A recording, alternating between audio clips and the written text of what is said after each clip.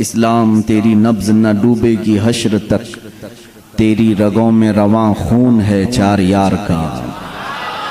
अजीज़ान गिराम वक़ार, आज की इस महफिल पाक में हम खिराज अक़ीदत पेश करते हैं उन नफूस क़ुदसिया की बारगाह में जो मेरे आका सल्लल्लाहु तआला अलैहि वसल्लम के विसाल फरमाने के बाद आपके इस मिशन को लेकर आगे बढ़े, वो खुलफाए राशिदीन हैं। और कल जैसे कि मैंने आपके सामने अर्ज़ किया, सहाबा सितारों की मानिंद हैं। उन सितारों में अगर सबसे बड़े चमक वाले सितारे हैं तो ये चार खुलफा हैं। खुलफाए राशिदीन सैयदना अबू बकर सिद्दीक़ रदी अल्लाह तआला अन्हु, सैयदना उमर इब्न ख़त्ताब रदी अल्लाह तआला अन्हु, सैयदना उस्मान इब्न अफ़्फ़ान रदी अल्लाह तआला अन्हु, सैयदना अली इब्न अबी तालिब करमल्लाहु वजहुल करीम। इन चार बुजुर्ग हस्तियों को क्या कहा जाता है? खुलफाए राशिदीन। बल्कि इनके नाम तो हर सुन्नी मुसलमान को ऐसे याद होना चाहिए, शायद व बायद हमारी कोई मस्जिद होगी जिसकी मेहराबों में ये नाम ना हो। तकरीबन अल्लाह मोहम्मद सल्लल्लाहु अलैहि वसल्लम इन नामों के बाद अगर हमारी मस्जिदों के मेहराब में अगर किसी और के नामों की जगह होती है तो वो खुलफाए राशिदीन की है। और अहले बैत अतहार हसनैन करीमैन सैयदा ज़हरा सलामुल्लाहि अलैहिम अजमाइन की बाबरकत असामी को हम अपनी मसाजिद में भी लिखते हैं, तहरीर करते हैं। अजीज़ान गिरामी, अल्लाह के हबीब सल्लल्लाहु तआला अलैहि वसल्लम की वफ़ात इस्लाम के लिए एक बहुत बड़ा सदमा है, बहुत बड़ा सदमा है। रसूल करीम सल्लल्लाहु तआला अलैहि वसल्लम से टूट कर मोहब्बत करने वाले जानिसार सहाबा जो एक लम्हे के लिए भी ओझल होना पसंद नहीं करते थे, उन सहाबा पर क्या बीती होगी जब मेरे आका सल्लल्लाहु तआला अलैहि वसल्लम इस दुनिया से पर्दा फरमा रहे होंगे। अजीज़ान गिरामी, उस मंज़र को अगर हम बयान के अल्फाज में लाएं तो वाकई आज भी हमारी आंखें नम हो जाती हैं। वो सहाबा जो हुजूर अकरम सल्लल्लाहु तआला अलैहि वसल्लम को तलाश करने के लिए सिर्फ आपकी खुशबू को सूंघ करके गलियां ढूंढते थे, अगर थोड़ी देर मेरे आका सल्लल्लाहु तआला अलैहि वसल्लम नजर ना आते तो सहाबा बेचैन हो जाते थे। उनका तो मजहब यही था, अन्नदरतु इला वजही रसूलिल्लाह, रसूलुल्लाह सल्लल्लाहु तआला अलैहि वसल्लम के चेहरे की तरफ देखना वो अपनी जिंदगी का ऐन मकसद समझते थे। हत्ता के काम करने वाले जो सहाबा मजदूर थे उनकी भी यह हालत थी कि काम भी ज़रूरी है, घर भी चलना है, माश भी ज़रूरी है, लेकिन बारगाह रिसालत मआब सल्लल्लाहु अलैहि वसल्लम में बैठना भी ज़रूरी समझते थे। तो वो बारी मुतय्यन कर लेते थे दो सहाबा कि आज मेरे हिस्से का जितना भी काम है वो तू कर लेना, मैं हुजूर की बारगाह में पूरा दिन बैठूंगा, कल तुम बैठना और तेरे हिस्से का पूरा काम मैं कर लूँगा। वो बारी मुतय्यन करते मेरे आका सल्लल्लाहु अलैहि वसल्लम के दरबार में हाजिरी के लिए भी। तो उन सहाबा इकराम के लिए एक ऐसी आजमाइश का लम्हा था जब रबीउल अव्वल शरीफ का महीना आया। यह हज्जतुल विदा जो हुआ, आखिरी हज मेरे आका सल्लल्लाहु तआला अलैहि वसल्लम का 11वीं हिजरी थी। हुजूर सल्लल्लाहु तआला अलैहि वसल्लम को हिजरत फरमाकर मुकम्मल 10 साल हो चुके थे, 11वीं हिजरी चल रही थी। अल्लाह के हबीब सल्लल्लाहु अलैहि वसल्लम हज फरमाकर जैसे ही मदीना तय्यबा तशरीफ लाए, बीमारियां यानी अलालत आपके साथ हो गई और मुहर्रमुल हराम के बाद सफ़रुल मुज़फ़्फ़र मुकम्मल मेरे आका सल्लल्लाहु तआला अलैहि वसल्लम अलील रहे। और सफ़र के आखिरी हफ्ते में कुछ इफ़ाक़ा भी हुआ, सेहत भी आई। फिर रबीउल अव्वल का महीना आया तो मेरे आका सल्लल्लाहु तआला अलैहि वसल्लम ने 1-2 खुतबे ऐसे दिए जो अपने आखिरी दिनों की उसमें वजाहत भी फरमाई।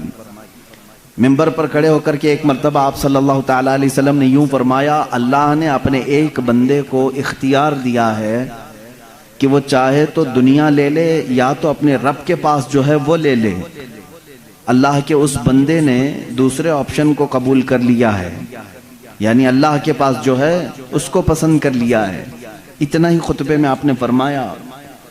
कुछ बातें ऐसी थी वक्ती तौर पर फौरन उसकी समझ ना आई, लेकिन सैयदना अबू बकर सिद्दीक़ रज़ी अल्लाह तआला अन्हु जो रसूल करीम सल्लल्लाहु ताला अलैहि वसल्लम की बातों की गहराई तक पहुँचते, वो रोने लग गए। सहाबा ने पूछा, अल्लाह के नबी सल्लल्लाहु अलैहि वसल्लम ने खुतबा दिया है, उस पर रोने की क्या बात है? कहा, सिद्दीक़ अकबर रज़ियल्लाहु ताला अन्हु ने, अल्लाह के रसूल सल्लल्लाहु ताला अलैहि वसल्लम ने जिस बंदे का जिक्र किया है कि अल्लाह ने उसे इख्तियार दिया है, ऑप्शन दिया है, चाहे तो दुनिया ले ले, चाहे तो अल्लाह के पास जो है वो ले ले, जिस बंदे के बारे में हुजूर जिक्र कर रहे थे वो बंदा कोई और नहीं, वो खुद हुजूर हैं। सिद्दीक़ अकबर ने कहा सहाबा से कि अल्लाह ने अपने हबीब सल्लल्लाहु अलैहि वसल्लम को इख्तियार दिया है, चाहे तो आप सालों साल की जिंदगी ले लें, या तो फिर अल्लाह रब्बुल इज्जत की बारगाह में पहुंचे। रसूल करीम सल्लल्लाहु अलैहि वसल्लम ने दुनिया को तर्क करने का फैसला कर लिया है और अपने रब्बे जुल जलाल की बारगाह में जाने का इरादा कर लिया है। ये रबीउल अव्वल के दिनों में, शुरू के दिनों में हुजूर अकरम सल्लल्लाहु ताला अलैहि वसल्लम के जिस्म पाक पर जो आसार नज़र आ रहे थे, सहाबा के लिए वो बड़ी बेचैनी थी। कई नमाजें ऐसी थीं जिसमें मेरे आका सल्लल्लाहु ताला अलैहि वसल्लम मस्जिद नबवी शरीफ में बाहर तशरीफ़ नहीं ला पाए। 17 नमाजों की इमामत सिद्दीक़ अकबर रज़ियल्लाहु ताला अन्हु ने की। अभी मेरे आका सल्लल्लाहु ताला अलैहि वसल्लम बाहयात थे, ज़ाहिरी ज़िंदगी में मौजूद थे। 17 नमाजें ऐसी हुई कि जिसको सिद्दीक़ अकबर रज़ियल्लाहु ताला अन्हु ने पढ़ाई। और आखिरी वो दिन था, रिवायात में 12 रबीउल अव्वल का जिक्र है और बाद में 13 रबीउल अव्वल का है। हुजूर अकरम सल्लल्लाहु ताला अलैहि वसल्लम की विलादत का भी वही दिन है, वफात का भी वही दिन है, तारीख में लिखा गया है। वो आखिरी दिन था जिसमें रसूल करीम सल्लल्लाहु ताला अलैहि वसल्लम ने फज्र की नमाज पढ़ाई सिद्दीक़ अकबर रज़ियल्लाहु ताला अन्हु के साथ। यहाँ तक के एक नमाज ऐसी भी कि सहाबा इंतज़ार में रहते थे कि हुजरा खुलेगा, मेरे आका तशरीफ़ लाएंगे। रसूल करीम सल्लल्लाहु ताला अलैहि वसल्लम उस एक नमाज में इस तरह से तशरीफ़ लाए कि नमाज कायम हो चुकी थी। हज़रत अबू बकर सिद्दीक़ रज़ियल्लाहु ताला अन्हु मुसल्ले पर आगे बढ़ चुके थे, इकामत बोली जा चुकी थी, दरवाज़ा खुला। हुजूर अकरम सल्लल्लाहु ताला अलैहि वसल्लम का चेहरा जमाल जहां आ रहा, जैसे ही सहाबा ने देखा, सब नमाज में क़िबले की बजाय हुजूर की तरफ मुतवज्जे हो गए। ये था नमाज में भी सहाबा का अदब व एहतराम। उनकी किसी की नमाज नहीं टूटी, क्योंकि वो काबे की तरफ से मुंह हटाकर काबे के काबे को देख रहे थे। हुजूर अकरम सल्लल्लाहु ताला अलैहि वसल्लम बाहर तशरीफ़ लाए तो इस हाल में कि रिवायात में मौजूद है, 2 सहाबा के कंधों पर आपने हाथ रखा और आप सल्लल्लाहु ताला अलैहि वसल्लम के पैर ज़मीन पर नहीं लग रहे थे। रसूल करीम सल्लल्लाहु ताला अलैहि वसल्लम की उंगलियां ज़मीन पर लगती आईं। इसी तरह मस्जिद नबवी शरीफ में अंदर आए, हज़रत अबू बकर सिद्दीक़ पीछे हटने लगे तो आपने कहा आगे बढ़ो। फिर सिद्दीक़ अकबर रज़ियल्लाहु ताला अन्हु ने नमाज नहीं पढ़ाई कि रसूल पाक के इमाम होते हुए कोई दूसरा इमाम हो ही नहीं सकता। अल्लाह के नबी सल्लल्लाहु ताला अलैहि वसल्लम ने उस नमाज की भी इमामत फरमाई। सिद्दीक़ अकबर रज़ियल्लाहु ताला अन्हु मुकब्बिर बनकर रहे और उसी रात को मेरे आका सल्लल्लाहु ताला अलैहि वसल्लम के लिए वो दिन भी आया जब सैयदा आयशा सिद्दीक़ा रज़ियल्लाहु ताला अन्हा फरमाती हैं, बुखार की शिद्दत इतनी ज़्यादा हो गई थी कि बार बार मेरे आका सल्लल्लाहु ताला अलैहि वसल्लम मिसवाक को पानी में डुबोते और मुंह में रखते थे। कभी पानी के छींटे हुजूर अकरम सल्लल्लाहु ताला अलैहि वसल्लम अपने चेहरे अक़दस पर लगाते। ये सख्ती थी नज़ा के वक्त की। ये जो नज़ा की सख्ती है मेरे अजीज़ों, इससे हर एक को गुजरना होता है। और इसके मुतालिक कहा गया है, ये ऐसा दर्द है कि जिसको बयान नहीं किया जा सकता। वो कैसी तकलीफ होती है, जाहिर सी बात है जिसको ये तकलीफ हुई उसके बाद वो दोबारा वापस जिंदगी में आया नहीं बयान करने के लिए। जिसको भी नज़ा की हालत आई फिर उसके बाद वो मौत की मंजिलें तय करता है। और एक रिवायत ये मिलती है, नज़ा का वक्त ऐसा होता है, अगर महसूस करना चाहो तो इतना समझ लो, नज़ा के आलम में अगर उस बंदे के जिस्म पर एक मक्खी बैठ जाए तो उसे ऐसा लगता है कि पहाड़ बैठा है। वो मक्खी का वजन भी बर्दाश्त नहीं कर पाता। और अगर एक कतरा पानी उसके हलक में उतारा जाए तो उसे ऐसा लगता है एक नदी मैंने पी लिया। उसके लिए एक कतरा पानी एक नदी पानी के बराबर लगने लगता है। शिद्दत की प्यास, हलक में कांटे चुभ रहे होते हैं, और रूह निकलने का जो दर्द होता है, या आम लोगों की बात मैं कर रहा हूं, एक एक नाखून से, एक एक जोड़ से जब रूह खींची जा रही होती है और आखिर तक खींची जाती है, नाक तक रूह को लाया जाता है, उसके बाद मलकुल मौत उस रूह को कब्ज करके ले जाते हैं। मेरे अजीजों, एक मुझे बात यहाँ पर ये याद आती है। माँ आयशा सिद्दीक़ा रज़ियल्लाहु ताला अन्हा फरमाती हैं, अचानक दरवाजे पर दस्तक हुई और मलकुल मौत आए थे, इजाज़त तलब कर रहे थे कि या रसूल अल्लाह सल्लल्लाहु अलैहि वसल्लम, क्या मैं अंदर आ सकता हूँ?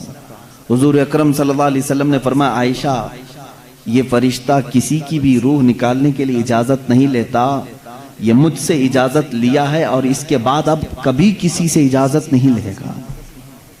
मलकुल मौत को भी ये हुक्म था अल्लाह की तरफ से, नबी अगर इजाज़त दें तो रूह कब्ज करना। फिर वो कैसे लोग हैं जो कहते हैं कि मोहम्मद सल्लल्लाहु अलैहि वसल्लम मालिक व मुख्तार नहीं थे? मालिक व मुख्तार नहीं थे। यहाँ तो रूह निकालने के लिए भी अल्लाह ने पाबंद किया है मलकुल मौत को। जो फरिश्ता किसी से नहीं पूछता, वो रसूल से पूछ करके हुजरे में आ रहा है। और उस वक्त जो मुकालमा हुआ, बाज़ बुजुर्गों ने फरमाया है कि रसूल करीम सल्लल्लाहु ताला अलैहि वसल्लम ने उस वक्त क्या बयान फरमाया जानते हैं आप? ए मुसलमानों, जरा अपने होशो हवास को संभालो और मेरी इस बात को तवज्जो से सुनना। अगर अपने नबी से मोहब्बत करते हो, मेरे आका सल्लल्लाहु ताला अलैहि वसल्लम से तुम गहरी उल्फत रखते हो, तो इस जुमले को सुनो। हमारी और आपकी भी मौत आएगी और हम अपने सामने मरने वाले बहुत सारे लोगों को देखते भी हैं, लेकिन जब दुनिया से किसी की मौत का वक्त करीब आता है तो हमने देखा वो अपने आप को नहीं पहचान पाता, उसे खुद अपना नाम याद नहीं रहता। माँ बाप भाई बहन रिश्तेदार भी अगर करीब हो तो पहचान नहीं पाता कौन है। नज़ा की शिद्दत ऐसी होती है, अपनों को बंदा नहीं पहचान पाता नज़ा के वक्त। मगर कुर्बान जाओ उस ताजदारे दो आलम सल्लल्लाहु अलैहि वसल्लम की जात पर। मलकुल मौत आए हैं और नज़ा की हालत है। उस वक्त क्या पूछा जानते हैं आप? रसूल गिरामी वक़ार सल्लल्लाहु ताला अलैहि वसल्लम ने उनसे ये कहा, ए इज़राइल, ये जो नज़ा का दर्द है, क्या ये दर्द मेरी उम्मत को भी दिया जाएगा? क्या इस दर्द से मेरी उम्मत को भी गुजारा जाएगा? अंदाजा करो मेरे अजीज हो।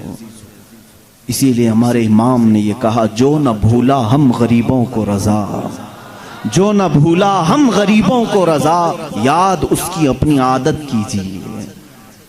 हम गरीबों के आका पे बेहद दुरूद, हम फकीरों की सरवत पे लाखों सलाम। अजीज़ा ने गिरामी वक़ार, उस रसूल करीम सल्लल्लाहु ताला अलैहि वसल्लम ने उस मौके पर भी अगर किसी को याद किया है तो हम जैसों को याद किया है, अपनी गरीब भोली भाली उम्मत को याद किया है। उस नबी का अपनी उम्मत से जो लगाव है मेरे अजीज़ों, इसका बदला तुम पूरी जिंदगी पर सजदे करके भी नहीं अदा कर सकोगे। वो रसूल गिरामी वक़ार सल्लल्लाहु ताला अलैहि वसल्लम हैं जो हमारे दर्द का और हमारे गमों का एहसास रखते थे। बाकी ये दुनिया झूठी है जो तुम्हें कहती हम तुम्हारे मददगार हैं, हम तुम्हारे आसरा और सहारा बनते हैं, ये सब झूठ बोलते हैं। ए उम्मत के गयूर बंदो, नौजवानों, तुम्हारा आसरा, तुम्हारा सहारा, तुम्हारा मददगार हकीकत में कोई नहीं, सब दिखावे करते हैं। हकीकत में अगर तुम्हारे गमों का कोई मदावा कर सकता है तो ताजदार मदीना की जात है सल्लल्लाहु ताला अलैहि वसल्लम। मैं जो बात करने जा रहा हूं वो ये है कि उम्मुल मोमिनीन आयशा सिद्दीक़ा रज़ियल्लाहु ताला अन्हा फरमाते हैं, इसी हालत में उनके जानों पर सर रख करके मेरे आका सल्लल्लाहु अलैहि वसल्लम लेटे थे। मलकुल मौत इज़राइल अलैहिस्सलाम ने आपकी रूह पाक को निहायती अदब व एहतराम के साथ निकाला और अपने रब्बे जुल जलाल की बारगाह में लेकर चल पड़े। अल्लाह के हबीब सल्लल्लाहु ताला अलैहि वसल्लम पाकीज़गी की हालत में थे। रात का वक्त था अगरचे, लेकिन चेहरा उसी तरह चांद की तरह रोशन था। सबसे पहले हुजरे में दाखिल होने वाले सैयदना अबू बकर सिद्दीक़ रज़ियल्लाहु ताला अन्हु, हज़रत अबू बकर सिद्दीक़ रज़ियल्लाहु ताला अन्हु तशरीफ़ लाए। हुजूर सल्लल्लाहु ताला अलैहि वसल्लम को देखा, पेशानी मुबारका निहायत ही ठंडी थी, आपने मेरे आका सल्लल्लाहु अलैहि वसल्लम के माथे का बोसा लिया और कहा, ए अल्लाह के नबी, जो मौत आनी थी वो आ गई, अब इसके बाद मौत का दर्द दोबारा अल्लाह कभी आपको नहीं देगा, कभी दूसरी मौत आप पर नहीं आएगी। इसका मतलब ये है कि सिद्दीक़ अकबर का यह अकीदा था कि एक मौत के बाद मेरा नबी अब हमेशा के लिए जिंदा हो गया है। जो मौत आनी थी वो आ गई। अल्लाह के हबीब सल्लल्लाहु अलैहि वसल्लम उसके बाद बरज़खी जिंदगी में जिंदा हो चुके। अब जो मामला थे, ये पीर का दिन था, पीर का दिन गुजर कर रात आई थी। अब जैसे ही बाहर आकर के ऐलान हुआ, मस्जिद नबवी में सहाबा खचाखच भरे हुए थे। वो इसलिए नहीं कि मौत की खबर सुननी है, बल्कि हमा वक्त चेहरे रसूल की जियारत के लिए बैठे रहते थे कि दरवाज़ा खुलेगा, पर्दा हटेगा, हम नबी मुकर्रम सल्लल्लाहु अलैहि वसल्लम के चेहरे को एक बार देखेंगे। वो सहाबा रात भर उस हुजरे की तरफ देखते रहते थे। सुबह की अजान हो जाती थी, सुबह से जो बैठते जोहर तक पढ़ते हुए रहते थे कि चेहरा अनवर की जियारत जिसको वो इबादत समझते थे। लेकिन आज दरवाजा खुला और सिद्दीक़ अकबर रज़ियल्लाहु ताला अन्हु जैसे ही आकर ये ऐलान फरमाते हैं, गोया के सहाबा के जिस्मों पर बिजली गिर गई। वो जहां थे वहीं साकित व जामिद रह गए। ऐसी पोजीशन की तारीख में लिखी गई है, मदीने वालों पर ऐसी कभी आफत नहीं आई जिस तरह वफात रसूल की गम की खबर उन पर आई थी। सहाबा जहां थे वहीं खड़े रह गए, किसी को कुछ समझ में नहीं आता। हजरत उस्मान गनी रज़ियल्लाहु ताला अन्हु का हाल यह था कि वो जमीन पर ऐसे बैठे रह गए कि कोई उनको हिलाता तो भी नहीं हिलते थे, कभी उनको कोई उठाता तो नहीं उठते थे। रात गुजर गई।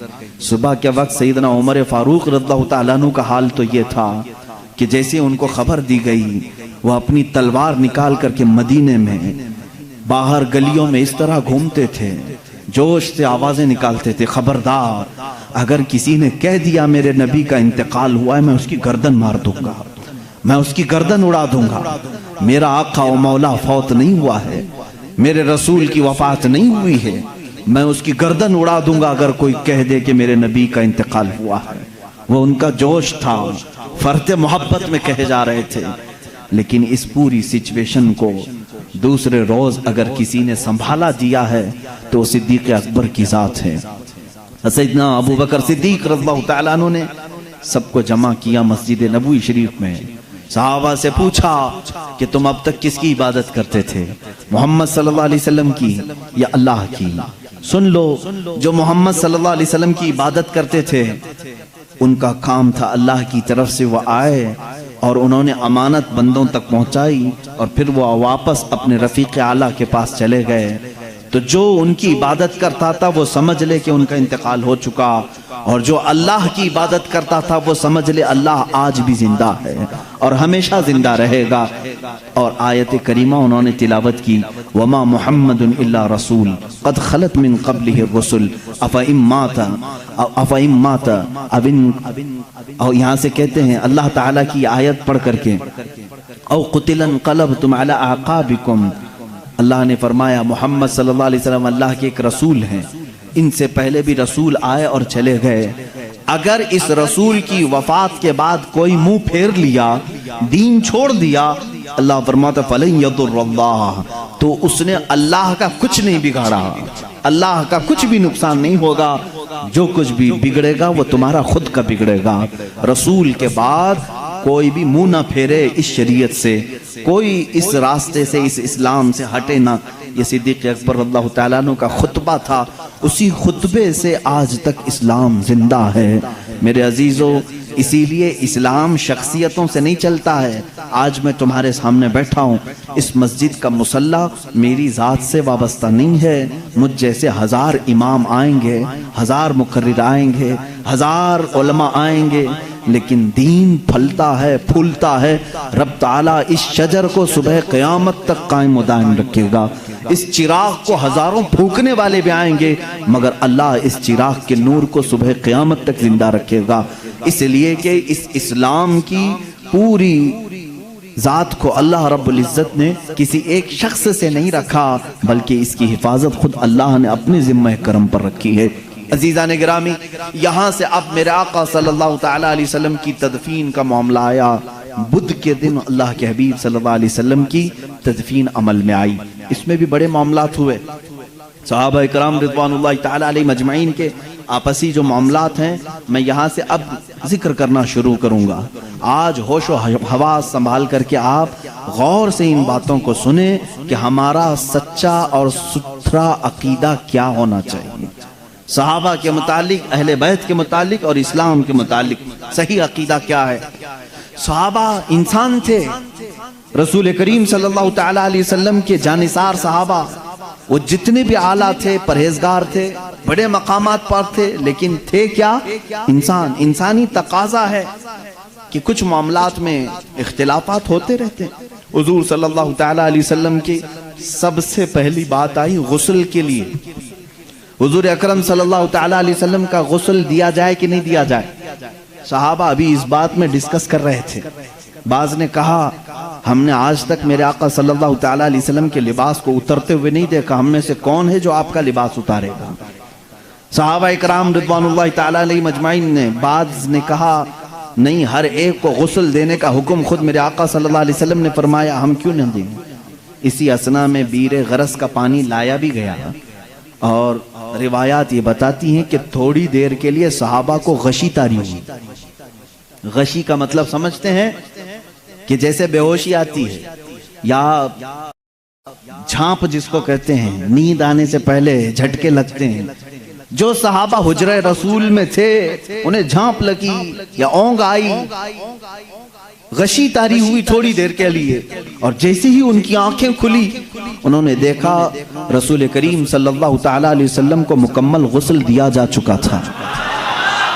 ये तारीख में कहीं नहीं है कि किसने गुस्ल दिया है। अल्लाह के हबीब सल्लल्लाहु तआला अलैहि वसल्लम गुस्ल दे करके आराम फरमा थे। ये मंजर होने के बाद सहाबा ने कहा आपस का इख्तिलाफ ही खत्म हो गया, दफन कहाँ करें। दफन के लिए सहाबा में फिर बातें आई। बाज ने कहा इनको अपने आबाई वतन लेकर के जाते हैं मक्का मुकर्रमा, और वो खाने काबा है, वहां पर मेरे आका सल्लल्लाहु तआला अलैहि वसल्लम को दफन किया जाएगा। तो बाज सहाबा ने कहा नहीं, हुजूर सल्लल्लाहु अलैहि वसल्लम को बैतुल मुक़द्दस ले जाते हैं। बैतुल मुक़द्दस मस्जिद अक़सा, इसलिए कि कसरत से नबियों की कब्रें वहीं पर हैं। एक रिवायत के मुताबिक तकरीबन 30,000 अंबिया इकराम बैतुल मुक़द्दस के इर्द गिर्द दफन है। कहा अंबिया इकराम आपस में भाई हैं, हुजूर सल्लल्लाहु तआला अलैहि वसल्लम को उनके भाइयों के यहाँ दफन करने के लिए हम ले चलेंगे। 2 जमातें हो गई। तीसरी जमात सहाबा की एक ये है जिन्होंने हदीस रसूल जिक्र किया। वो उनके राय थी, उनके मशवरे थे, लेकिन एक सहाबी ने हुजूर सल्लल्लाहु अलैहि वसल्लम की हदीस बयान की। कहा मैंने मेरे आका सल्लल्लाहु अलैहि वसल्लम से सुना है हर नबी वहां दफन होता है जहां उसकी रूह कब्ज की जाती है। मामला ही खत्म हो गया, इख्तिलाफ ही खत्म हो गया। हुजूर सल्लल्लाहु अलैहि वसल्लम ने फरमाया हर नबी को उसी जमीन पर दफन किया जाता है जिस जमीन में उनकी रूह कब्ज हुई। आखिरी वक्त वो कहाँ लेटे थे? तो सबका इत्तेफाक हो गया, वो हुजरे आयशा सिद्दीक़ा में लेटे हुए थे।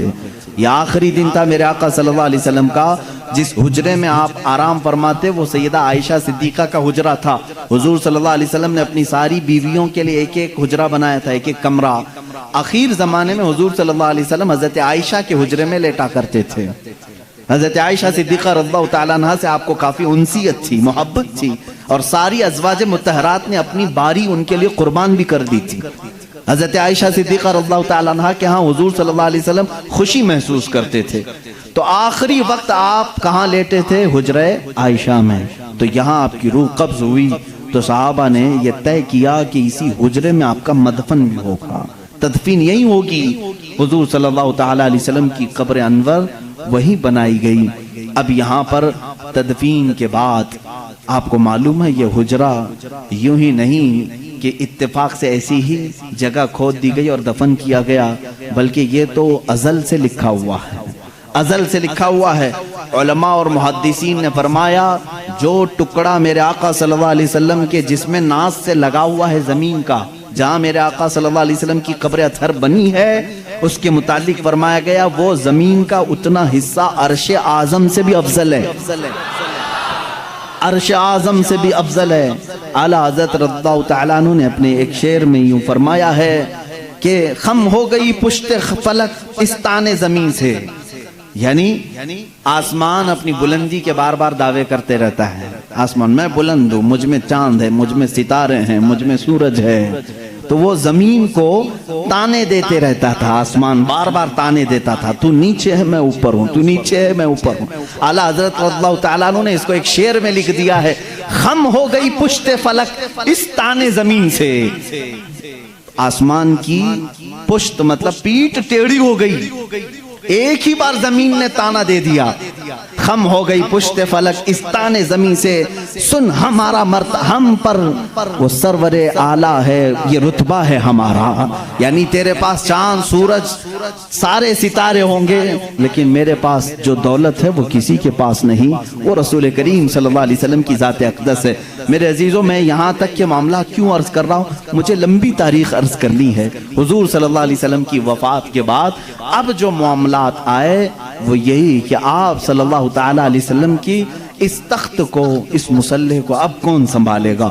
मुसल्ले से मुराद सिर्फ मस्जिद में नमाज पढ़ाना नहीं है, बल्कि पूरी उम्मत की इमामत करनी है, इनकी देखभाल भी करनी है, इनके बच्चों को भी, इनकी औरतों को भी, रियाया को भी, वजीरों सिपाहियों को भी, जंगों के मामलात भी, तिजारत के मामलात भी, गर्जे के हर मामले में इमामत करनी है। तो जाहिर सी बात है, कौन है जो इस रसूल करीम सल्लल्लाहु तआला अलैहि वसल्लम के सज्जादे को संभालेगा। अब इसी असना में मीटिंगें हुई सहाबा इकराम रिदवानुल्लाह ताला अलैहिम अजमईन की। मैं बहुत डीप में आपको नहीं ले जाना चाहता, इसलिए कि मुसलमान को इतने डीप में जाने की जरूरत ही नहीं, क्योंकि शैतान वरगलाता है। क्या क्या हुआ था ये बातें शिया बहुत बयान करते हैं। बनी साइदा मदीने में एक कट्टा था जहां पर एक मीटिंग जमा हुई, जिसमें सबसे पहले मीटिंग जमाने वाले हजरत उमर फारूक थे रज़ियल्लाहु ताला। सैयदना उमर फारूक रज़ियल्लाहु ताला ने सहाबा को जमा कर लिया। अब अंसार और मुहाजिरीन दो सहाबा की जमातें हैं ना, जो मदीने वाले थे वो अंसार हैं, जो हिजरत करके आए थे वो मुहाजिरीन हैं। तो मुहाजिरीन सहाबा उसमें से सब जमा हुए, अक्सर जो हिजरत करके आए थे, और उधर अंसार सहाबा की अलग मीटिंग हो रही थी। हजरत साद इब्न अबी उबादा रज़ियल्लाहु ताला अन्हु, और उसमें हजरत साद जो है वो लीडिंग कर रहे थे। अंसार सहाबा की मीटिंग में ये बात हो रही थी कि मदीने तैयबा में हुजूर सल्लल्लाहु ताला अलैहि वसल्लम तशरीफ लाए हैं, तो लिहाजा आपका मुसल्ला, आपकी खिलाफत अंसार में से कोई संभाल ले। लेकिन मेरे अजीजों, उन अंसार की मोहब्बत पे भी कुर्बान जाए। जगह उनकी है, मदीना उनका है, मस्जिद नबवी उनकी जमीन पर बनी है, सारे मुहाजिरीन को उन्होंने ही पनाह दी है। अब जाहिर सी बात है उनका हक था, वो बोल सकते थे कि आगे खिलाफत अंसार में से हुई होनी चाहिए। हजरत उमर फारूक रज़ियल्लाहु ताला अन्हु जानते थे कुरैश का दिमाग क्या है। हुजूर सल्लल्लाहु अलैहि वसल्लम का जो खानदान है वो कुरैश है, उनकी ज़हनियत क्या है, उनका दिमाग क्या है, वो अच्छी तरह जानते थे। सब अंसार सहाबा को उन्होंने जमा किया और कहा, आपकी फजीलत के हम कायल हैं, लेकिन एक बात याद रख लें, अगर खिलाफत रसूलुल्लाह सल्लल्लाहु अलैहि वसल्लम के खानदान को छोड़कर दूसरे खानदान में चली जाए तो फिर मामलात दरहम बरहम हो सकते हैं। और हुजूर सल्लल्लाहु अलैहि वसल्लम के जो अहले बैत हैं, जो खानदान वाले हैं, कहीं उनकी नाराजगी का भी सबब न बने। अंसार ने जैसे ही ये सुना, सारी खिलाफत से वो दस्तबरदार हो गए। कहा हम उसके हाथ पर बैत करेंगे जो रसूलुल्लाह के खानदान से ताल्लुक रखता है। अब इस बात पर इत्तेफाक हुआ तो पूछा गया, हुजूर के खानदान वाले कुरैश कौन कौन हैं? सब आए, सब लोगों ने जमा होकर के अलग अलग नाम लेने ही थे, अभी किसी ने नाम लिया नहीं था। सैयदना उमर फारूक रज़ियल्लाहु ताला अन्हु आगे बढ़ते हैं और कहते हैं, ऐ लोगों, तुम्हें मालूम है जब रसूल करीम सल्लल्लाहु ताला अलैहि वसल्लम ने नबूवत का ऐलान फरमाया था तो सबसे पहले इस्लाम लाने वालों में चंद लोगों के नाम, उनमें से पहला एक नाम सैयदना अबू बकर सिद्दीक का है। हुजूर सल्लल्लाहु अलैहि वसल्लम ने खुद फरमाया, बहुत सारे लोगों ने इस्लाम कबूल किया, लेकिन सब ने मुझसे कुछ न कुछ सवाल किया, आप आखिरी रसूल हैं, क्या अलामत है, आप सच्चे नबी हैं, क्या दलील है? लेकिन एक बंदा ऐसा है जिसने बगैर दलील पूछे ईमान लाया, वो अबू बकर है। वो अबू बकर सिद्दीक रज़ियल्लाहु ताला अन्हु हैं। उन्होंने हुजूर सल्लल्लाहु अलैहि वसल्लम से कभी नहीं पूछा आप आखिरी रसूल हैं, क्या है आपके पास अलामत, बल्कि हुजूर सल्लल्लाहु अलैहि वसल्लम ने एक बार सिर्फ उनसे कहा मैं अल्लाह का नबी हूँ। उन्होंने कहा आमन्ना व सद्दक़ना या रसूल अल्लाह, हम ईमान लाए और आपकी तस्दीक करते हैं अल्लाह के रसूल। हज़रत उमर ने उनकी फजीलत में खुतबा दिया। तुम्हें मालूम है जब रसूल करीम सल्लल्लाहु ताला अलैहि वसल्लम मक्का से हिजरत कर रहे थे तो अपने साथ किसको लिया था? अबू बकर सिद्दीक रज़ियल्लाहु ताला अन्हु को लिया था। तुम्हें मालूम है अपनी ज़िंदगी में जब मेरे आका सल्लल्लाहु अलैहि वसल्लम अलालत पर बिस्तर पर थे उस वक्त अपने मुसल्ले पर किसको बढ़ाया था? अबू बकर सिद्दीक को बढ़ाया था। हज़रत उमर कहते हैं रसूलुल्लाह सल्लल्लाहु अलैहि वसल्लम ने जिसको हमारी नमाजों का इमाम पसंद किया है हम अपने दुनियावी मामलात में उसको क्यों ना इमाम तस्लीम करें। सबसे पहले मैं सिद्दीक अकबर के हाथ पर बैत करता हूँ। हजरत उमर की बात देखकर सारे सहाबा ने हजरत अबू बकर सिद्दीक के हाथ पर बैत किया। यहाँ से खिलाफत का निज़ाम शुरू हुआ। ये खिलाफत शुरू हुई। सबसे पहले खिलाफत को भी बादशाही निज़ाम पर कायम नहीं किया गया। ये सऊदी निज़ाम नहीं है, बाप मरेगा तो बेटा हुकूमत करेगा, रिश्तेदारों का निज़ाम नहीं है, बल्कि मेरे आका सल्लल्लाहु ताला अलैहि वसल्लम ने इस सिलेक्शन को उम्मत के ऊपर छोड़ दिया था। वरना रसूल करीम सल्लल्लाहु ताला अलैहि वसल्लम अपनी जिंदगी में बता करके जाते मेरे बाद फलां को होना चाहिए। ये मामलात मेरे आका ने कभी भी किसी को नहीं बताए। आज शिया कहते हैं, राफिजी कहते हैं हुजूर सल्लल्लाहु अलैहि वसल्लम ने अपनी जिंदगी में हजरत अली को ही खलीफा बनाया था, बाकी सारे खलीफाओं ने उनकी खिलाफत को गस्ब कर लिया, छीन लिया था, उनको खिलाफत नहीं दी। ये प्रोपेगेंडा फैलाते हैं। कहीं से भी एक दलील नहीं मिलेगी। अच्छा आप हजरत अली को कमजोर समझते हैं? वो हैदर कर्रार है, वो असदुल्लाह है जिसको अल्लाह के नबी ने फरमाया अल्लाह के शेरों में से एक शेर है। अगर हजरत अली रज़ियल्लाहु ताला अन्हु को हुजूर सल्लल्लाहु अलैहि वसल्लम ने बनाया होता तो क्या वो अपना हक छोड़कर किसी को दे देते? वो सैयदना अली करमल्लाहु वजहुल करीम हक के लिए जब खड़े होते तो फिर सामने किसी को नहीं देखते थे, किसी को नहीं देखते। उन्हें भी मालूम था कि खिलाफत को रसूल करीम सल्लल्लाहु अलैहि वसल्लम ने उम्मत के ऊपर छोड़ा है। उम्मत का सबका इत्तेफाक हुआ हजरत अबू बकर सिद्दीक रज़ियल्लाहु ताला अन्हु की जात पर, तो सबों ने बैत की। हजरत अली करमल्लाहु वजहुल करीम ने भी बैत फरमाई, अगरचे थोड़ी ताखीर के बाद, लेकिन आपने भी बैत फरमाई। और हजरत अबू बकर सिद्दीक रज़ियल्लाहु ताला अन्हु ने जिसको जो जो काम दिए सबों ने खुशी खुशी उन कामों को अंजाम भी दिया। ये दौर निहायत ही सुनहरा दौर था, बहुत ही अजीम दौर था। रसूल करीम सल्लल्लाहु ताला अलैहि वसल्लम की जितनी सुन्नतें हैं, जितने तरीके थे, उन सब को हजरत अबू बकर सिद्दीक ने अपनी खिलाफत में इस्तेमाल फरमाया। हजरत अबू बकर सिद्दीक रज़ियल्लाहु ताला अन्हु का हाल तो ये था, खिलाफत को संभालने के बाद जानते हैं कपड़ों की एक थैली उठा करके बाजार में जाने लगे। हजरत उमर ने पूछा कहाँ जा रहे हैं? कहा कपड़े बेच करके घर तो चलाना है, कामकाज के लिए, कि मैं कुछ कपड़ों की तिजारत करूं और अपना घर भी संभालूं। खिलाफत पर कायम होने के बाद मेरे अजीजों उस वक्त तक इस्लाम काफी दूर तक फैल चुका था। हजरत अबू बकर सिद्दीक रज़ियल्लाहु ताला अन्हु खलीफतुल मुस्लिमीन मुंतखब हो गए। गली के नुक्कड़ के कारपोरेटर नहीं, वो खलीफतुल मुस्लिमीन हैं। बावजूद उसके थैला उठा करके कपड़े बेचने के लिए जा रहे हैं तो सैयदना उमर फारूक रज़ियल्लाहु ताला अन्हु ने उन्हें रोक लिया। सारे सहाबा को जमा करके फिर इत्तेफाक हुआ इस बात पर कि बैतुल माल से खलीफा का वजीफा मुकर्रर किया जाए, वरना फिर खलीफा भी अगर दिन भर बाजार में काम करे तो खिलाफत के मामलात कौन देखेगा। तो सब ने सबसे पहले बैतुल माल से वजीफा मुकर्रर किया हर महीने का। वो कितना था? वो चंद दिरहम में था। यहाँ तक कि बैतुल माल से हजरत अबू बकर सिद्दीक रज़ियल्लाहु ताला अन्हु को एक ऊँटनी मिली थी, एक प्याला मिला था, एक चादर मिली थी, 3 चीजें मिली थी। और वजीफा जो मुकर्रर हुआ था वो इतना था कि आपके घर में चंद रोटियां बन जाती थी, बस उसके अलावा ज्यादा आपने नहीं तलब किया। एक दिन आपकी अहलिया मोहतरमा ने आपसे कहा भी था कि खिलाफत के मामलात में सर सूख जाता है, कभी कुछ ठंडी मीठी ग़िज़ा भी खा लें। आपने क्या कहा? अपनी अहलिया से कहा मेरे पास इतने पैसे कहाँ हैं कि मैं शहद खरीद सकूं, घी खरीद सकूं। घी और शहद खरीदने के पैसे नहीं खलीफतुल मुस्लिमीन के पास। उनकी अहलिया ने कहा मेरे पास जमा किए हुए थोड़े पैसे हैं, वो ले जाइए, आप शहद और घी खरीद करके लाइए। कहा तुम्हारे पास कहाँ से आए? कहा जो आप महीने में देते हैं घर के खर्च के लिए, उसमें से थोड़ा थोड़ा बचा करके मैंने रखा है। औरतें थोड़ा थोड़ा बचाती रहती हैं।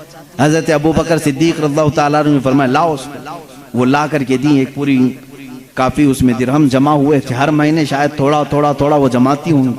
हजरत अबू बकर सिद्दीक रज़ियल्लाहु ताला अन्हु वो सारे दिरहम ले जाकर के बैतुल माल में जमा करते, और बैतुल माल में सहाबा से कहा आज से मेरा वजीफा इतना कम कर दो, इसलिए कि ये मेरी जरूरत से ज्यादा आ रहा है।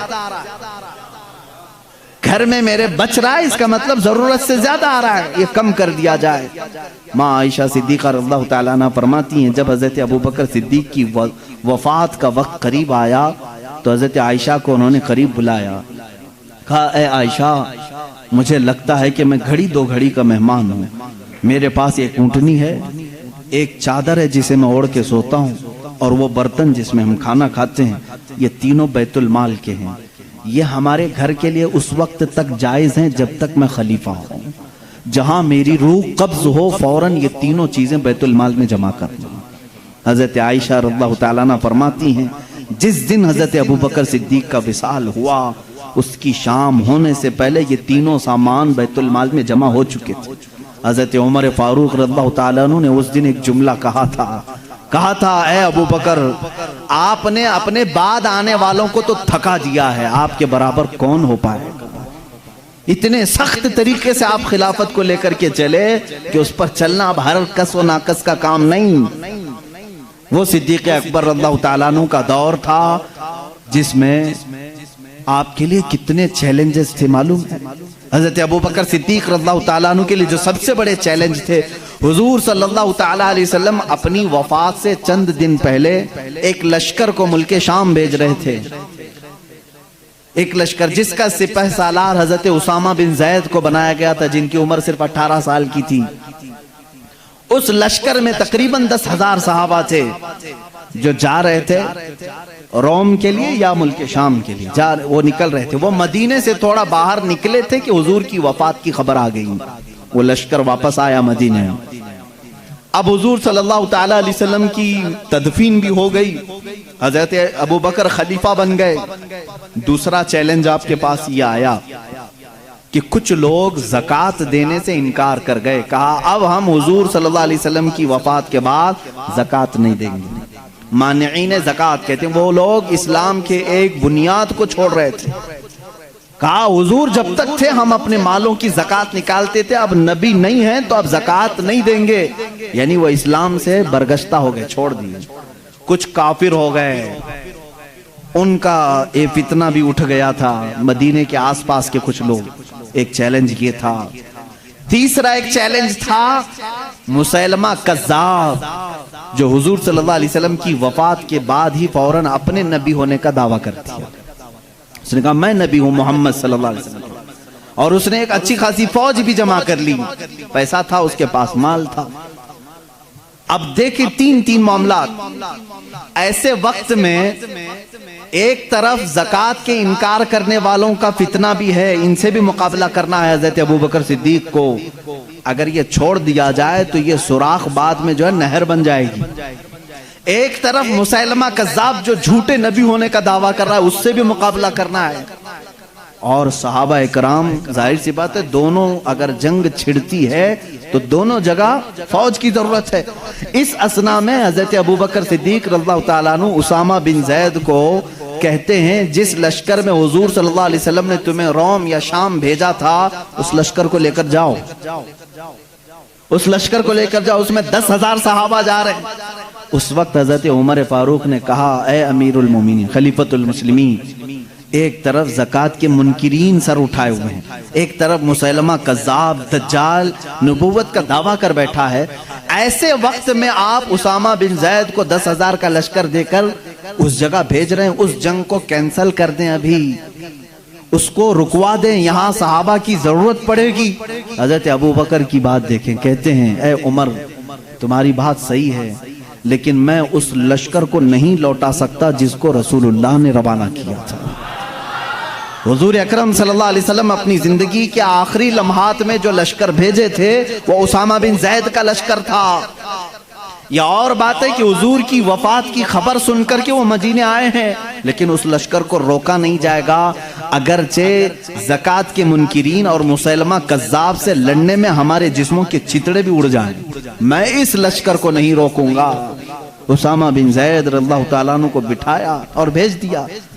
वो सहाबा जो उस लश्कर में थे सबको भेजा कि ये मेरे नबी की आखिरी ख्वाहिश थी, आखिरी जमाने में मेरे आका ने रवाना किया था। हजरत उसामा बिन ज़ैद को जानते हैं किस तरह रवाना कर रहे हैं? जिस उम्र में सिद्दीक अकबर थे वो 60 साल की थी। 18 साल के जवान उसामा बिन ज़ैद सिपह सालार मुकर्रर हुए, उनको घोड़े पर बिठाया और उनके घोड़े की नाती रस्सी पकड़कर चलने लगे। खलीफतुल मुस्लिमीन है, सिपह सालार को घोड़े पर बिठाकर रस्सी पकड़कर चलने लगे। वो उतर करके आ गए नीचे, उछल करके नीचे आए, कहा गजब हो गया, आप नीचे चल रहे हैं और मैं घोड़े की पीठ पर बैठूं। सिद्दीक अकबर रज़ियल्लाहु ताला अन्हु ने फरमाया उसामा जल्दी से बैठ जाओ, ये न देखो कि मैं नीचे चल रहा हूं, बस ये देखो कि इस पीठ पर तुम्हें बिठाया रसूलुल्लाह ने, उस घोड़े की पुश्त पर तुम्हें अल्लाह के नबी ने बिठाया है, इसके बाद कोई और हो ही नहीं सकता तुम्हें इस पुश्त से नीचे उतार सके। ये सिद्दीक अकबर का जज्बा था। कहा ऐ अमीरुल मोमिनीन आप छोड़ दें, आप रुखसत कर दें, मदीने से बाहर तक आने की आपको जरूरत नहीं, ये लश्कर रवाना हो जाएगा, आप यहां से खुदा हाफिज कह दें। लेकिन हजरत अबू बकर सिद्दीक रज़ियल्लाहु ताला अन्हु रस्सी पकड़कर चलने लगे। कहा उसामा बिन ज़ैद खिलाफत की जिम्मेदारी मेरे ऊपर आ गई, मैं मामलात संभालने में लग गया, ख्वाहिश तो मेरी भी थी कि मैं तुम्हारे साथ लश्कर में जाता, हुजूर अकरम सल्लल्लाहु अलैहि वसल्लम ने जिस लश्कर को रवाना किया उसमें मैं भी शामिल होता, लेकिन मैं जा नहीं सकता खिलाफत के मामलात को लेकर, सिर्फ रस्सी पकड़ करके इसलिए चल रहा हूं कि कल बरोज़े क़यामत जब इस लश्कर के नाम पुकारे जाएं तो सिपह सालार की घोड़े की रस्सी पकड़ने वाले में मेरा भी नाम आ जाएगा। इतनी निस्बत के लिए वो घोड़े की रस्सी पकड़ करके जा रहे थे। ऐ मेरे अजीजों, रसूल करीम सल्लल्लाहु ताला अलैहि वसल्लम, अल्लाह के हबीब सल्लल्लाहु ताला अलैहि वसल्लम से जानिसारी का जो जज्बा था वो सिद्दीक अकबर रज़ियल्लाहु ताला अन्हु के जिस्म अक़दस में बदर्ज़े आतम मौजूद था। आपकी खिलाफत के पूरे मामलात मैं बयान नहीं कर सकूंगा, इसलिए कि आज मैंने चारों खुलफा को जिक्र किया है। जाहिर सी बात है, आप जानते हैं वक्त बहुत तेजी से गुजरता है और हम इससे पहले एक एक खलीफा की जिंदगी पर एक एक दिन पूरा बयान करते थे। हजरत अबू बकर सिद्दीक रज़ियल्लाहु ताला अन्हु के रोशन फतूहात में से ये है, उसामा बिन ज़ैद को भेजा, ये भी फतह पा करके वापस लौटे और बहुत सारा माले गनीमत लेकर के आए, और एक फौज मुसैलमा कज़्ज़ाब से लड़ने के लिए भेजी, मुसैलमा कज़्ज़ाब को भी कत्ल करके वो सहाबा आए, झूठे नबी को। एक फौज मानिईन ज़कात के पीछे भेजी, उनका भी खात्मा करके वो मदीने आए। सिर्फ 1 साल के अंदर सिद्दीक अकबर रज़ियल्लाहु ताला अन्हु ने सारी शोरिशों को, सारे फितनों को सब खत्म कर दिया था। उस वक्त सिद्दीक अकबर के जज्बे को देखने का मकाम था, इसलिए कि ईमान इतना मजबूत था हज़रत अबू बकर का, वो अल्लाह की ज़ात पर ऐसा तवक्कुल करते थे। खुद बयान करते हैं, मैं पहले कभी कभार डरता था। एक मर्तबा की बात है, जब गारे सौर में मेरे आका सल्लल्लाहु ताला अलैहि वसल्लम आराम फरमाने के लिए अंदर आए, हुजूर सैयदना सिद्दीक अकबर ने अपने कपड़े फाड़ फाड़ करके उस गार को अंदर से बंद कर दिया था कि कोई कीड़ा मकोड़ा अंदर आकर के मेरे आका को गजन न पहुंचा सके। लेकिन एक सांप आपको डस करके अंदर आ गया, आपकी एड़ी जहां लगी थी एक सुराख पर, उसको डस करके अंदर आया। सिद्दीक अकबर रज़ियल्लाहु ताला अन्हु इस पूरे वाक़े के गवाह हैं, आप खुद बयान फरमाए हैं। वो सांप हुजूर सल्लल्लाहु अलैहि वसल्लम की ज़ियारत के लिए आया था, वो देखा, हुजूर को डसने के लिए नहीं, वो देख करके वापस चला गया। और सिद्दीक अकबर रज़ियल्लाहु ताला अन्हु के कदम पाक पर हुजूर अकरम सल्लल्लाहु ताला अलैहि वसल्लम ने अपना लुआब पाक लगाया, शिफायाबी मिली। हज़रत अबू बकर फरमाते हैं, मुझे ज़िंदगी भर एहसास ही नहीं था कि इस पैर में सांप ने काटा था कि उस पैर में काटा था, लेकिन खौफ किस बात का था, मक्का के कुफार ढूंढते ढूंढते उस गार तक भी आ गए थे, उनके पैर हमें अंदर से नजर आने लग गए। मैंने कहा या रसूल अल्लाह, अब क्या होगा, अब क्या होगा। मुशरिकीन मक्का ढूंढते ढूंढते गार के मुंह तक आ गए थे। वो 3000 फीट ऊंचा, तकरीबन 5000 फीट ऊंचा पहाड़ है। कुफारे मक्का कदमों के निशानात देखे होंगे या जिस तरह से भी पहुंच गए। हजरत अबू बकर सिद्दीक फरमाते हैं दिल की धड़कनें बढ़ गई थी, मैंने सिर्फ इतना कहा अब क्या होगा या रसूल अल्लाह सल्लल्लाहु तआला अलैहि वसल्लम। अल्लाह रब्बुल इज्जत ने इस वाक़े को सूरह तौबा में जिक्र फरमाया, इज़ अखरजहुल लज़ीना कफरू सानिया इस्नैनि इज़ हुमा फिल गार इज़ यक़ूलु लिसाहिबिही ला तहज़न इन्नल्लाह मअना। याद करो उस दिन को जब दो में से एक ने कहा गार में कि हमारे साथ क्या होगा, तो दूसरे साहब ने कहा किसने? अल्लाह के रसूल ने हजरत अबू बकर सिद्दीक के सीने पर हाथ रखा, सिर्फ एक जुमला फरमाया ला तहज़न इन्नल्लाह मअना, घबरा मत अबू बकर, अल्लाह हमारे साथ है। इस जुमले की मानवियत और इसकी तक़वियत और इसकी अजमत इतनी बड़ी है, मैं समझता हूं कि मुसलमान इस एक जुमले से आसानी से जिंदगी गुजार सकता है। जब कभी आफत आए इतना कह देना, करोड़ों उनके साथ होंगे लेकिन मौला मेरे साथ। ला तहज़न इन्नल्लाह माना। आज बहुत सारे लोग हमसे ये कहते हैं हुकूमत हमारे पास नहीं, ताकत हमारे पास नहीं, इक़्तिदार हमारे पास नहीं, बहुत सारी ताकतें दूसरों के पास हैं, उनके पास दज्जाली निज़ाम है, मीडिया उनके पास है, अखबार उनके पास हैं, क़ुव्वत उनके पास है, सियासत उनके पास है, सारे गुरु घंटाल उनके पास हैं। लोग कहते हैं हमारा क्या होगा, मैं सिर्फ यही कहता हूँ सारी दुनिया उनके साथ है, अल्लाह हमारे साथ है। ला मौला लकुम वला, हम सब यही कहेंगे जो जंगे उहद में हजरत उमर ने पुकारा था। उहद के मैदान में काफिरों ने ये कहा था उल हुबल उल उज़्ज़ा उल मनात, यानी मनात उनके बुत का नाम है, हुबल उनके बुत का नाम है, उज़्ज़ा उनके बुत का नाम है। वो नारे लगा रहे थे जय हो फलां की, जय हो फलां की, जय हो फलां की। हुजूर सल्लल्लाहु अलैहि वसल्लम ने सिर्फ इतना कहा उमर उनका जवाब दो, उमर उनका जवाब दो। हजरत उमर ने सिर्फ इतना एक गार से पुकारा था। वो कुफ्फार खुशियां मना रहे थे, हुजूर सल्लल्लाहु अलैहि वसल्लम के इंतकाल के बारे में अफवाह फैला चुके थे। उहद में हुजूर को कत्ल कर दिया गया, शहीद कर दिया गया है, क्योंकि आवाज कहीं से नहीं आ रही थी। अब बहुत हो गया था, जब वो बहुत नाचने लगे हुजूर पाक सल्लल्लाहु अलैहि वसल्लम ने हजरत उमर से कहा जवाब दो। वो सब कह रहे थे मोहम्मद जा चुके, उनके साथी अबू बकर उमर जा चुके। हजरत उमर ने उहद पहाड़ से आवाज दी ए कुफ्फार, अब भी उमर जिंदा है, अबू बकर जिंदा है, मोहम्मद सल्लल्लाहु अलैहि वसल्लम जिंदा है, और तुम्हारे सीनों में गड़ते रहेंगे, तुम्हारी आंखों में चुभते रहेंगे। और यूं फरमाया अल्लाहु मौलाना वला मौला लकुम, याद रखो सारी दुनिया के बुत तुम्हारे साथ होंगे, अल्लाह हमारा मददगार है, तुम्हारा कोई मददगार नहीं। हस्बुनल्लाहु व निअमल वकील, निअमल मौला व निअमन नसीर। ऐ मुसलमानों सिर्फ इतनी बात याद रखना, अल्लाह हमारे लिए काफी है। क्या ही बेहतरीन वकील है और क्या ही बेहतरीन मददगार है। हजरत अबू बकर सिद्दीक फरमाते हैं जब ये जुमला मेरे आका सल्लल्लाहु अलैहि वसल्लम ने फरमाया ऐ अबू बकर न घबरा, अल्लाह हमारे साथ है। सिद्दीक अकबर फरमाते हैं फिर उसके बाद जिंदगी में मैंने कभी किसी बड़ी ताकत से खौफ नहीं खाया। हजरत अबू बकर का ही वो मामला है, यहूदियों के एक 50,000 के मजमे में 50,000 का मजमा है, स्टेज पर खड़े होकर के एक यहूदी आलिम कह रहा था मुसलमानों का खुदा गरीब है और मुसलमानों से वो कर्जा मांगता है। कुरान की एक आयत का वो मजाक उड़ा रहा था। अल्लाह ताला ने कुरान में फरमाया मंज़ल लज़ी युक़रिदुल्लाह क़र्ज़न हसना, कौन है जो अल्लाह को कर्ज हसन देगा।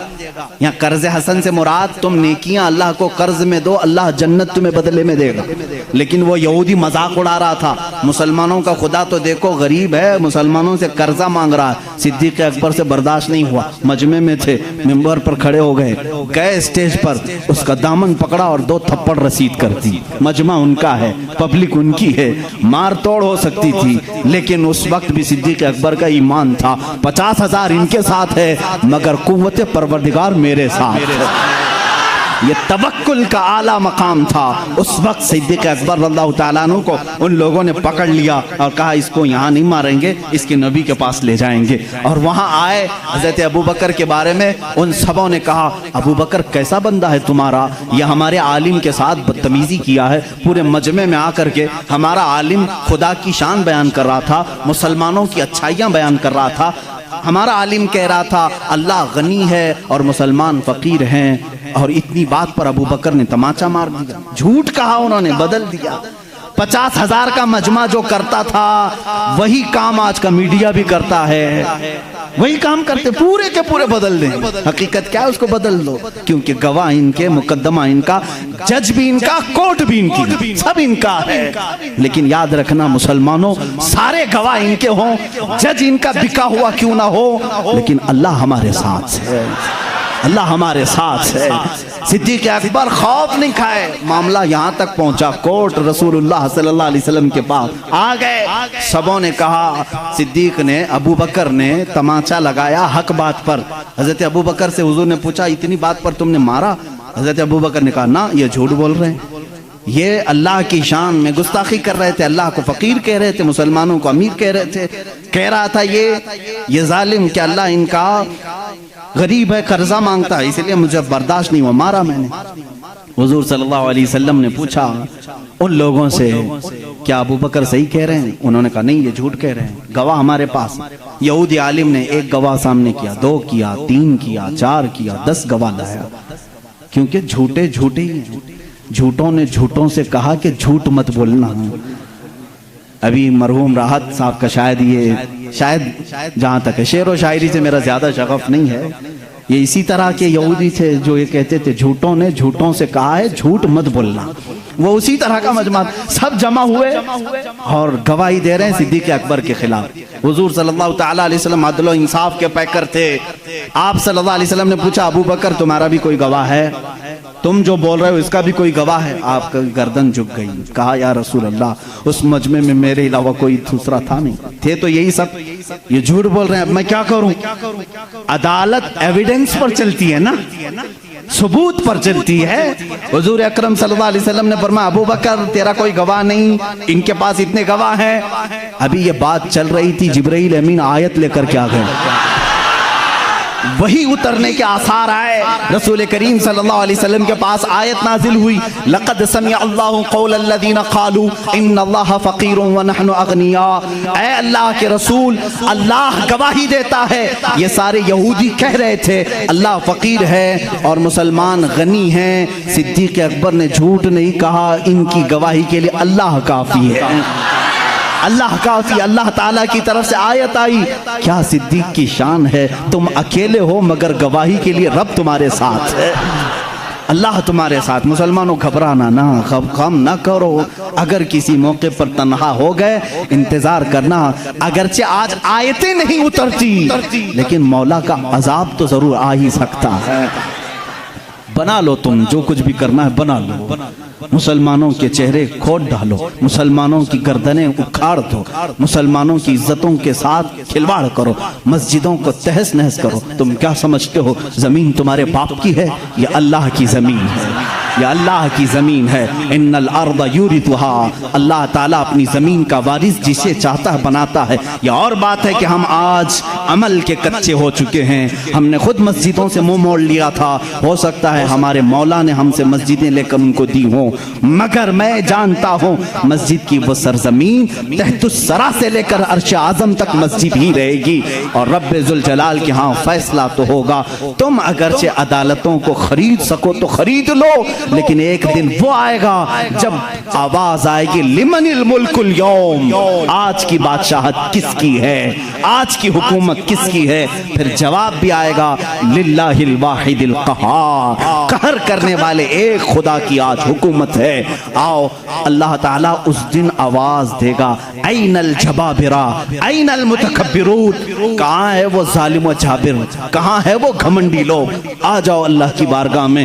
उनको कहा जाएगा इनकी हैसियत चूंटी की बनाओ और इनको पूरे अहले महशर अपने पैरों से रौन करके बताएं, ताकि तुम्हारे तख्त की कोई हैसियत नहीं। हकीकत में अल्लाह रब्बुल इज्जत की शरीयत क़यामत के दिन नाफिज होगी। हम तो उस इंतजार में कट जाएगी जिंदगी। अब बात मुझे सिद्दीक़ अकबर की ज़ात से ये कहनी है, मैं मुसलमानों को तवक्कुल देना चाहता हूँ, यकीन देना चाहता हूँ। घबराओ नहीं, सारी चीज़ें भी छिन जाएं तो तुम्हारे ईमान को कोई छीन नहीं सकता जब तक तुम अपने हाथों से इसे बेच नहीं देते। अल्लाह रब्बुल इज्जत तुम्हारा हामी नासिर मददगार है। उसने कुरान में कई जगहों पर वादा फरमाया, कान हक़्क़न अलैना नस्रुल मुमिनीन। अल्लाह फरमाता मैंने अपने ऊपर लाजिम कर लिया है, मदद करूंगा तो मोमिनीन की मदद करूंगा।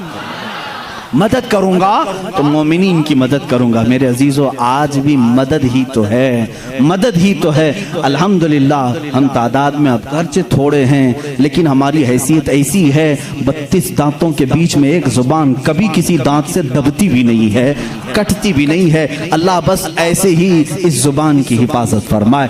सिद्दीक़ अकबर रज़ियल्लाहु तआला अन्हु के ईमान का मामला तो ये था, हुजूर सल्लल्लाहु अलैहि वसल्लम के बाद वो किसी को भी अजीज नहीं रखते। हुजूर सबसे अव्वल दर्जे पर, हत्ता कि अपनी बेटी सैयदा आयशा सिद्दीक़ा रज़ियल्लाहु तआला अन्हा, एक बार हुजूर सल्लल्लाहु तआला अलैहि वसल्लम उनके साथ बैठे हुजरे में, बात तेजी से हो रही थी। सिद्दीक़ अकबर दाखिल हो गए और हाथ तक उठा दिया। हजरत आयशा सिद्दीक़ा से कहा, खबरदार, तुझे मालूम है तुम किससे बात कर रही हो?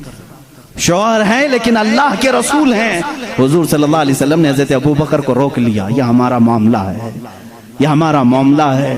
हजरत अबू बकर सिद्दीक चले आए। हजरत आयशा फरमाती हैं कि सिद्दीक़ अकबर रज़ियल्लाहु तआला अन्हु कभी किसी चीज को पसंद नहीं करते जो हुजूर की रजा के खिलाफ। जब सैयदा आयशा सिद्दीक़ा पर इल्जाम लगाया था कुछ मुनाफिकीन ने, तोहमत लगाई थी, हुजूर अकरम सल्लल्लाहु अलैहि वसल्लम ने हजरत आयशा से कहा, तुम अपने माँ बाप के घर में रहो जब तक ये मामला क्लियर ना हो जाए। 1 महीने तक हजरत आयशा हजरत अबू बकर के घर में थी। वो कहती हैं, हुजूर सल्लल्लाहु अलैहि वसल्लम मेरे पास नहीं आते, उतने दिनों तक हजरत अबू बकर ने भी मेरे से बात नहीं की। ये नहीं कि बेटी है, बल्कि रसूलुल्लाह का जो निजाम है वो मेरे घर में भी चले। एक बार सुलह हुदैबिया के मौके पर हुजूर सल्लल्लाहु अलैहि वसल्लम ने सिर्फ इतना फरमा दिया था, 1400 सहाबा मक्का के लिए निकले हुजूर के साथ उम्रा करने के लिए। सुनो, उम्रा करने के लिए निकले, एहराम पहन करके निकले, लेकिन मक्का के काफिरों ने बीच रास्ते में रोक लिया, कहा तुम उम्रा नहीं जा सकते, नहीं जाओगे। हुजूर सल्लल्लाहु अलैहि वसल्लम को उन लोगों ने बीच रास्ते में रोक लिया। 35 किलोमीटर मक्का बाकी है। सोचो, 450 किलोमीटर का फासला है मक्का मदीना। मदीने से जो चल करके साहबा आए हों, तकरीबन 400 किलोमीटर चले हों, और उनको करीब मक्का के आकर के कह दिया जाए अब तुम नहीं जा सकते, उम्रा नहीं कर सकते, उनकी हालत क्या होनी चाहिए? सहाबा जोश में थे, कहा या रसूल अल्लाह सल्लल्लाहु अलैहि वसल्लम इजाजत दें, हम इनके परखचे उड़ा दें। बदर भी हो चुकी थी, ओहद भी हो चुकी थी, खंदक भी हो चुकी थी। सारी जंगों में सहाबा ने अपने जौहर दिखा भी चुके थे। ये 6 हिजरी का मामला है। सन 6 हिजरी में हुदैबिया का मामला आया। हुजूर सल्लल्लाहु अलैहि वसल्लम अपनी निगाह नबूवत से देख रहे थे। आपने फरमाया, नहीं, जंग नहीं चाहता मैं, इसलिए कि हम हालत एहराम में हैं, हालत एहराम में हम जंग नहीं चाहते। हुजूर ने सुलह की बात कर ली मक्का वालों से। वो बज़ाहिर दब करके सुलह लग रही थी, तो उसमें हजरत उमर सबसे ज्यादा बेकरार थे, सबसे ज्यादा बेकरार। साहबा से वो बार बार पूछते थे, क्या हम हक पर नहीं हैं? हमको जंग की इजाजत क्यों नहीं मिल रही है? ये मक्का वालों को हम बराबर बता देंगे। आज तो हम 1400 की तादाद में है, बदर में तो सिर्फ 313 थे। हुजूर क्यों नहीं इजाजत दे रहे हैं? हुजूर सल्लल्लाहु तआला अलैहि वसल्लम ने मना कर दिया, नहीं मैं सुलहनामा लिख रहा हूँ। हुजूर सल्लल्लाहु तआला अलैहि वसल्लम के पास हजरत उमर आए। हुजूर के बाजू पकड़ करके जोश में पूछने लगे, आका क्या हम हक पर नहीं हैं? क्यों आप इजाजत नहीं दे रहे? हुजूर ने फरमाया, उमर जो मैं देख रहा हूँ वो तुम नहीं देख रहे हो। हजरत उमर बेकरार थे। ये नाफरमानी नहीं, बेकरारी आपकी जो थी वो फर्ते जिहाद में थी। हुजूर सल्लल्लाहु अलैहि वसल्लम को कैसे कोई उम्रा से रोक सकता है, इस बात की बेकरारी थी। हजरत उमर ने ये सोचा कि अबू बकर को मना लूं, अबू बकर मान गए तो रसूलुल्लाह को भी ये मना लेंगे। हजरत अबू बकर के पास आए। सिद्दीक़ अकबर रज़ियल्लाहु तआला अन्हु को उन्होंने जोर से कहा, ए अबू बकर, आप नहीं देख रहे हम 1400 की तादाद में और रसूलुल्लाह सल्लल्लाहु अलैहि वसल्लम सुलह लिख रहे हैं मक्का वालों के साथ, सुलह, वो भी ऐसी सुलह कि हमारी उसमें इज्जत नहीं है। मक्का वाले ऐसी सुलह लिखा रहे थे कि जिसमें उनके ही फायदे थे, मदीने वालों के फायदे नहीं थे। हजरत उमर बार बार कह रहे थे। हजरत अबू बकर सिद्दीक को जला लाया, उनके हाथ झटक दिए। हजरत अबू बकर सिद्दीक ने कहा, इल्ज़म गर्ज़क या उमर, ऐ उमर अपना होश संभाल, तू किसके फैसले पर बात कर रहा है? वो मोहम्मदुर रसूलुल्लाह सल्लल्लाहु तआला अलैहि वसल्लम, अल्लाह के रसूल सल्लल्लाहु अलैहि वसल्लम, जंग कहें तो जंग है, सुलह कहें तो सुलह है। मेरा ईमान है कि रसूल जो करते हैं वो अपनी तबीयत से नहीं, वो वही इलाही से करते। हजरत उमर ने कहा, उस दिन मुझे एहसास हुआ कि ईमान क्या है। रसूलुल्लाह की हर बात को मिनान तस्लीम करना ये सिद्दीक़ अकबर से सीखो। उस सुलह को हज़रत उमर ने तस्लीम किया। ये सिद्दीक़ अकबर रज़ियल्लाहु तआला अन्हु की ज़ात तय्यबा थी। मेरे अजीज़ों, अगर इन्हीं पर पूरी बात ख़त्म हो जाएगी, मेरा वक्त निकल जाएगा। सैयदना अबू बकर सिद्दीक़ रज़ियल्लाहु तआला अन्हु तकरीबन 2 साल और चंद माह आपने खिलाफत के उमूर को संभाला और आपकी उम्र मुबारक 60 साल से तजावुज़ कर चुकी थी। 63 साल के करीब आपकी भी उम्र मुबारक थी। ठंडियों की वजह से आप गुस्ल फरमाए और उसी में बीमार हुए। जमादिल आखिर का महीना था। जमादिल आखिर की 18 तारीख थी जब सैयदना अबू बकर सिद्दीक़ रज़ियल्लाहु तआला अन्हु अपने चंद सहाबा को जमा किया और क्या वसीयत की जानते हैं कि ये मेरा आखिरी वक्त है। मैं खिलाफत को 6 सहाबा के हवाले करके जा रहा हूँ जो अशरा मुबशरा में से थे। हज़रत उस्मान थे, हज़रत अली थे, हज़रत उमर थे, हज़रत तलहा थे, हज़रत अब्दुर्रहमान बिन औफ थे। ये सहाबा साद रज़ियल्लाहु तआला अन्हु थे। ये सहाबा के हवाले करके जाते हैं। ये आपस में जिसको खलीफा बनाए, ऐ मुसलमानों तुम उसको खलीफा मान लेना। देखें खिलाफत के मामला कैसे चल रहे हैं, वो मैं आज आपको डिटेल में ले जा रहा हूँ। यह 18 जमादिल आखिर की तारीख थी जब हज़रत अबू बकर सिद्दीक़ रज़ियल्लाहु तआला अन्हु अपने घर वालों के साथ बैठे आखिरी वसीयत ये करते हैं, मेरा इंतकाल हो जाए, मुझे गुस्ल दिया जाए, कफन दिया जाए, तो दफन करने से पहले मेरे जनाजे को रसूल करीम सल्लल्लाहु अलैहि वसल्लम के हुजरे के सामने लाकर रखना। हुजूर सल्लल्लाहु अलैहि वसल्लम का मज़ार अक़दस कहाँ था?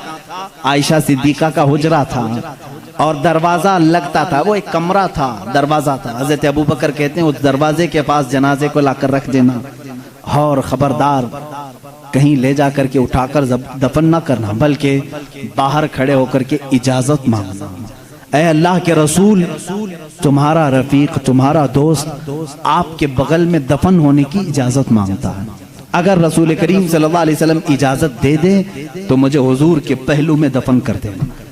ये हो सकता है मेरे अजीजों, इस बात को शायद वहाँ भी सुन रहे होंगे तो तड़प जाना चाहिए कि सिद्दीक़ अकबर ने ये नहीं कहा, साहबा ने भी ये नहीं पूछा इजाजत, कब्र वाले से कैसे इजाजत?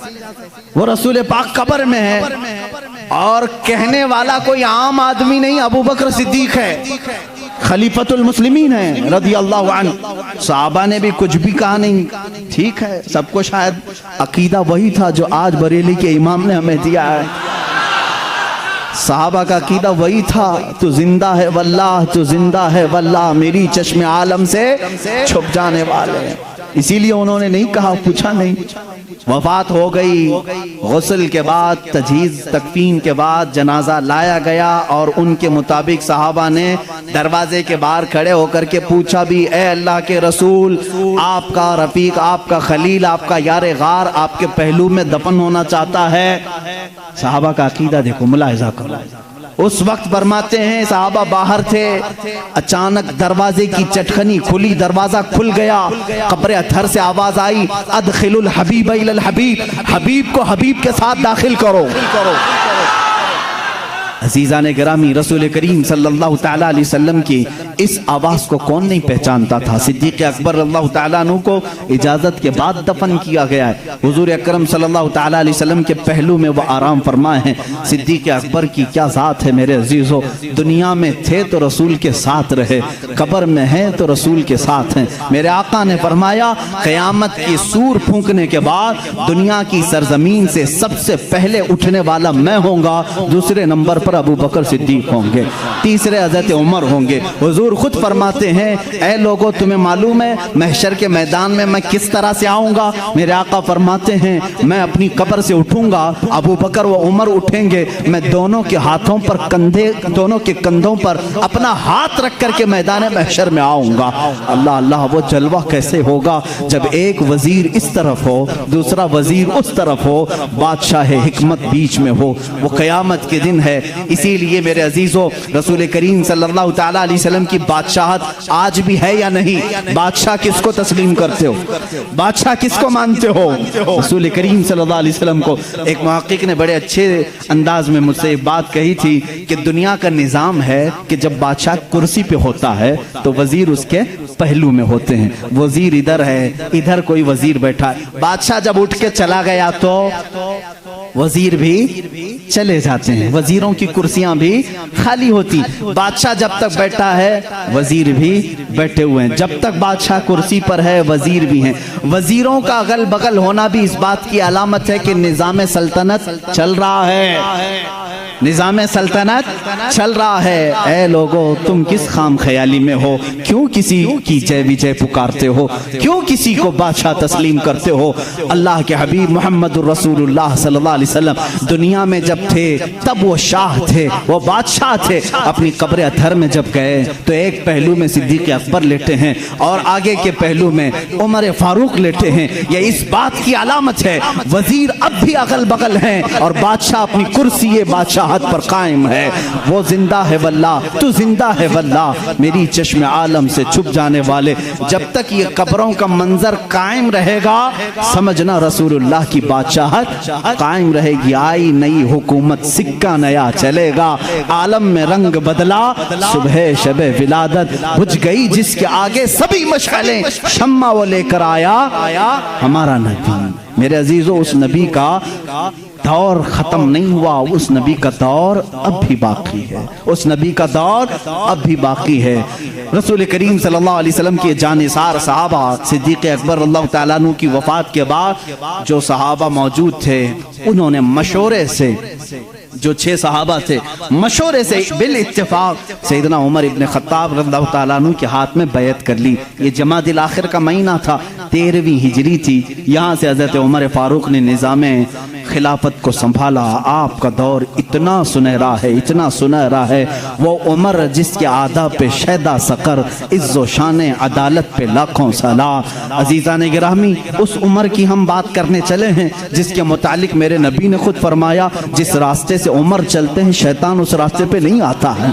जहाँ तक उमर की खुशबू जाती है शैतान उससे दूर भागता है। लौकान बादी नबीयन लकान उमर इब्न खत्ताब। हुजूर सल्लल्लाहु अलैहि वसल्लम फरमाते हैं अगर मेरे बाद कोई नबी हो सकता तो उमर इब्न खत्ताब होते, लेकिन मैं खातमुन नबीयीन हूँ, मेरे बाद कोई नबी नहीं आ सकता। इसलिए कि उमर फारूक रज़ियल्लाहु तआला अन्हु की ज़ुबान पाक ऐसे मशवरे होते थे। कई मर्तबा का मामला ऐसा है लोग अलग अलग मशवरे देते, हज़रत उमर जो मशवरा देते थे उसी के मुताबिक कुरान की आयत आ जाती थी। अल मुवाफ़िक़ु रअयिही लिल वही वल किताब, आपका लक़ब दिया गया। पर्दे के मामला जो आए औरतों पर, यह हज़रत उमर के मशवरे से आए। अजान देने के जो अल्फाज हैं ये हज़रत उमर के मशवरे से हैं। ये तमाम मामलात में हज़रत उमर ने खुद मशवरा दिया था और अल्लाह ने हुक्म भी वैसे ही नाजिल फरमाया। और हदीस में ये मिलता है कि उमर की जुबान पर अल्लाह के कलमे होते हैं। अल्लाह रब्बुल इज़्ज़त की जो सदाकत है, जो हक़ानियत है, वह हज़रत उमर फारूक की ज़ुबान पर कायम होती। सैयदना उमर फारूक रज़ियल्लाहु तआला अन्हु ने 10 साल खिलाफत के इस निज़ाम को संभाला। कितने? 10 साल। लेकिन आपका निज़ाम ऐसा था, आज पूरी दुनिया में लाखों उमर होंगे, लेकिन सिर्फ अगर आप उमर कहोगे तो जहन पहले उमर इब्न खत्ताब की तरफ जाएगा। लाखों उमर आए गए उसके बाद, लेकिन सिर्फ अगर उमर कहोगे या उमर फारूक कहोगे किसी का जहन दूसरे उमर की तरफ नहीं जाता, उसी रसूल के उमर की तरफ जाता है। अपने तो अपने गैरों ने भी मिसाल थी, गैरों ने भी मिसाल थी हिंदुस्तान की। यहाँ पर गांधी जी को आप कौन नहीं जानता? नहीं जानोगे तो विटामिन यम भी नहीं रख सकते। गांधी जी ने खुद अपने तहरीर में लिखा है, मौजूद है ये बात।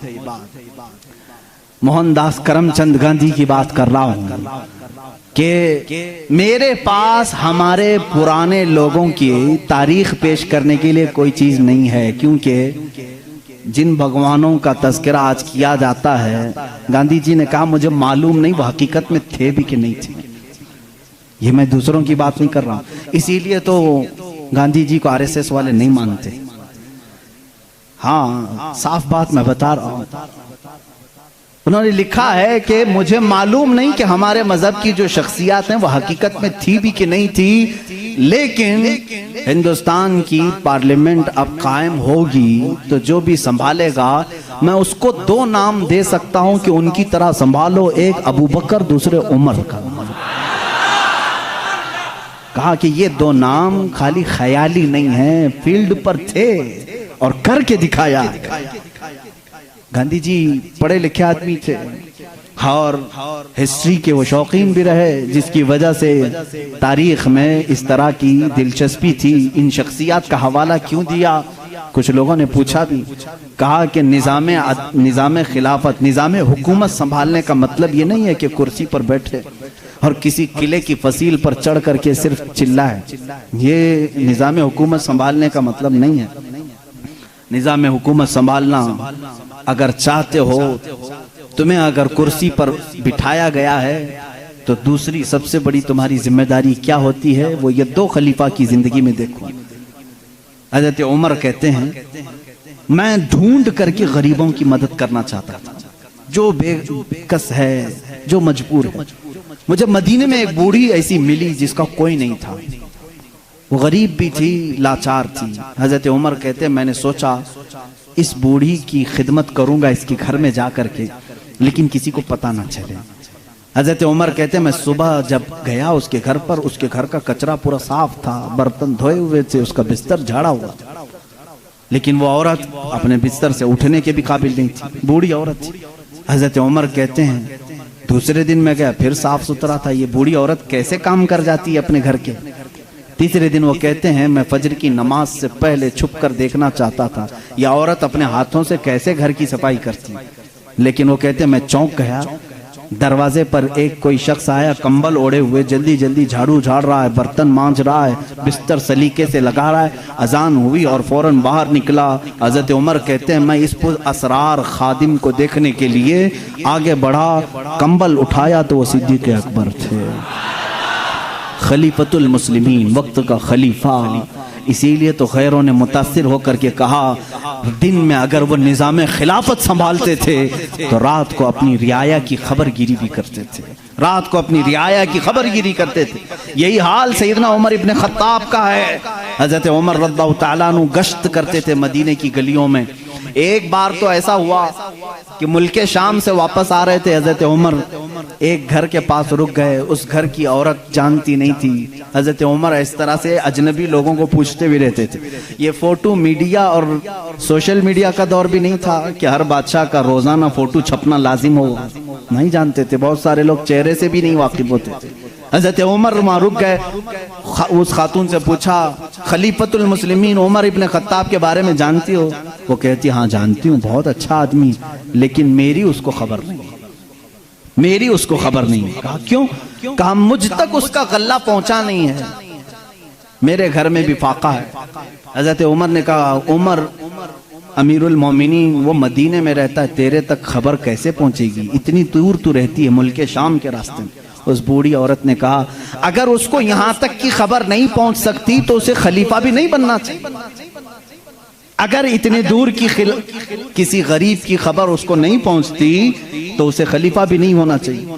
हज़रत उमर उस रात इतना रोए कि उनकी दाढ़ी भीग गई। सच कहा इस खातून ने। गए बाजार से सामान खरीद कर अपने कंधे पर उठा लाए और उस औरत के घर पहुंचाया।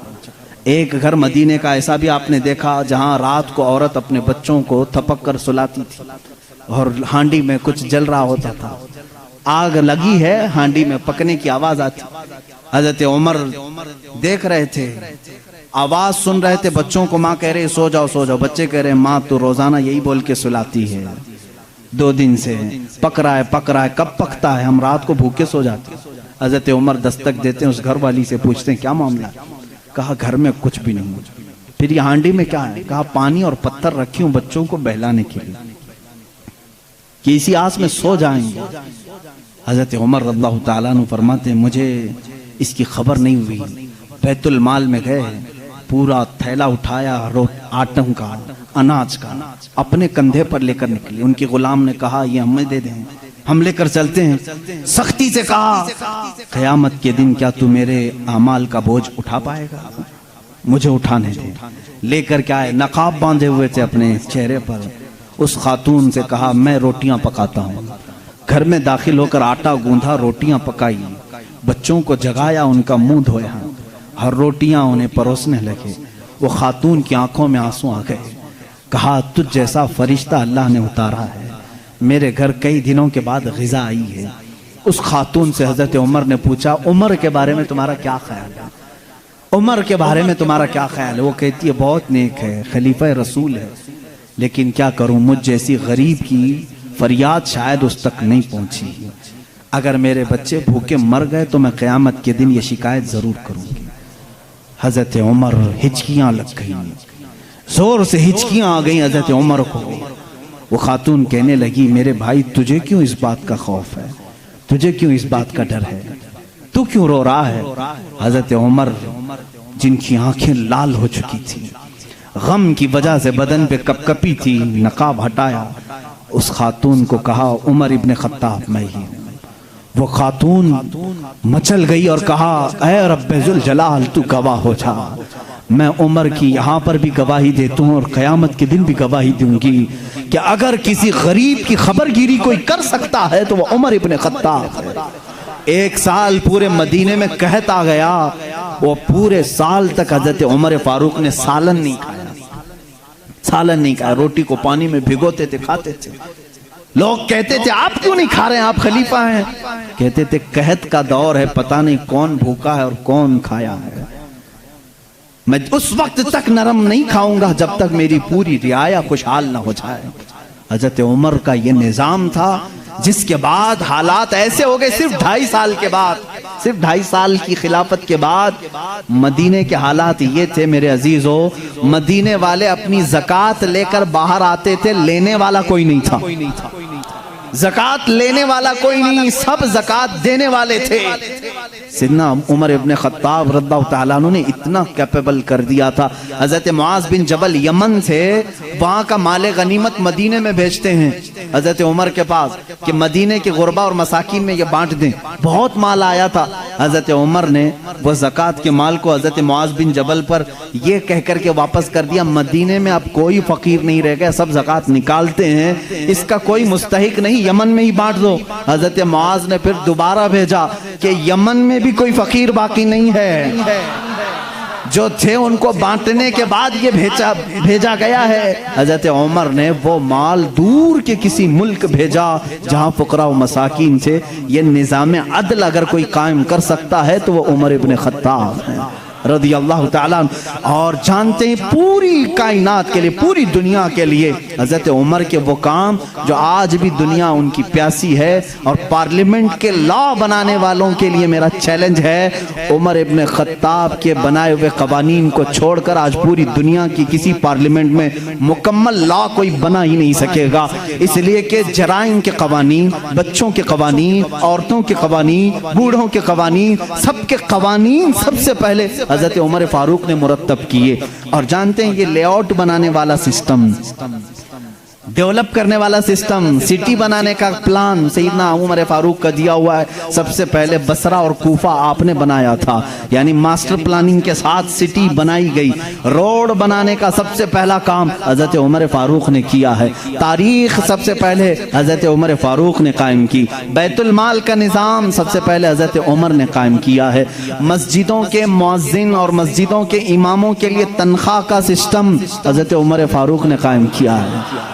और इतना ही नहीं, अदल का हाल तो ऐसा था कि किसी के साथ कोई रियायत नहीं, किसी के साथ कोई रियायत नहीं, चाहे वो कोई भी हो। मिस्र के गवर्नर के बारे में लोगों ने सिर्फ इतना कहा कि इनके यहाँ बहुत कीमती घोड़ा है, बहुत पैसों का घोड़ा है और इनका लिबास बहुत महंगा है, ये गवर्नर हैं। हज़रत उमर के पास ये शिकायत आई, उनको बुलाया और बुला करके कहा तू रियाया के साथ क्या करने के लिए तुझे भेजा गया? वहाँ के पैसों से तूने कीमती घोड़ा खरीदा, कीमती लिबास पहना। वो उनकी गवर्नरी को माजूल करके 100 बकरियां खरीद करके उनको दिया कि अब जिंदगी भर ये बकरियां तू चराएगा। बकरियां चराने पर गवर्नर को रख दिया। ये उनके मामलात में फिर कोई कुछ नहीं कह सकता था। बड़े बड़े सहाबा, हज़रत साद इब्ने अबी वक्कास को माजूल कर दिया था। खालिद बिन वलीद रज़ियल्लाहु ताला अन्हु, जिनको सैफुल्लाह कहा जाता है, जिस जिहाद में भी वो जाते थे फतह होना लाजमी हो जाता था, ये तो सबको मालूम है।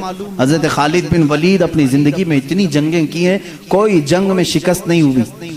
उनका ये फ़ख्र था, जब जिहालत में थे ना, इस्लाम नहीं लाए थे, वो जंग ओहद के सिपह सालार बन के आए थे, उसमें भी उनको ही फतह मिली थी। कहते कुफ्र की हालत में भी अल्लाह ने फतह ही दी थी, इस्लाम में आए तब भी अल्लाह ने फतह ही लिखी थी।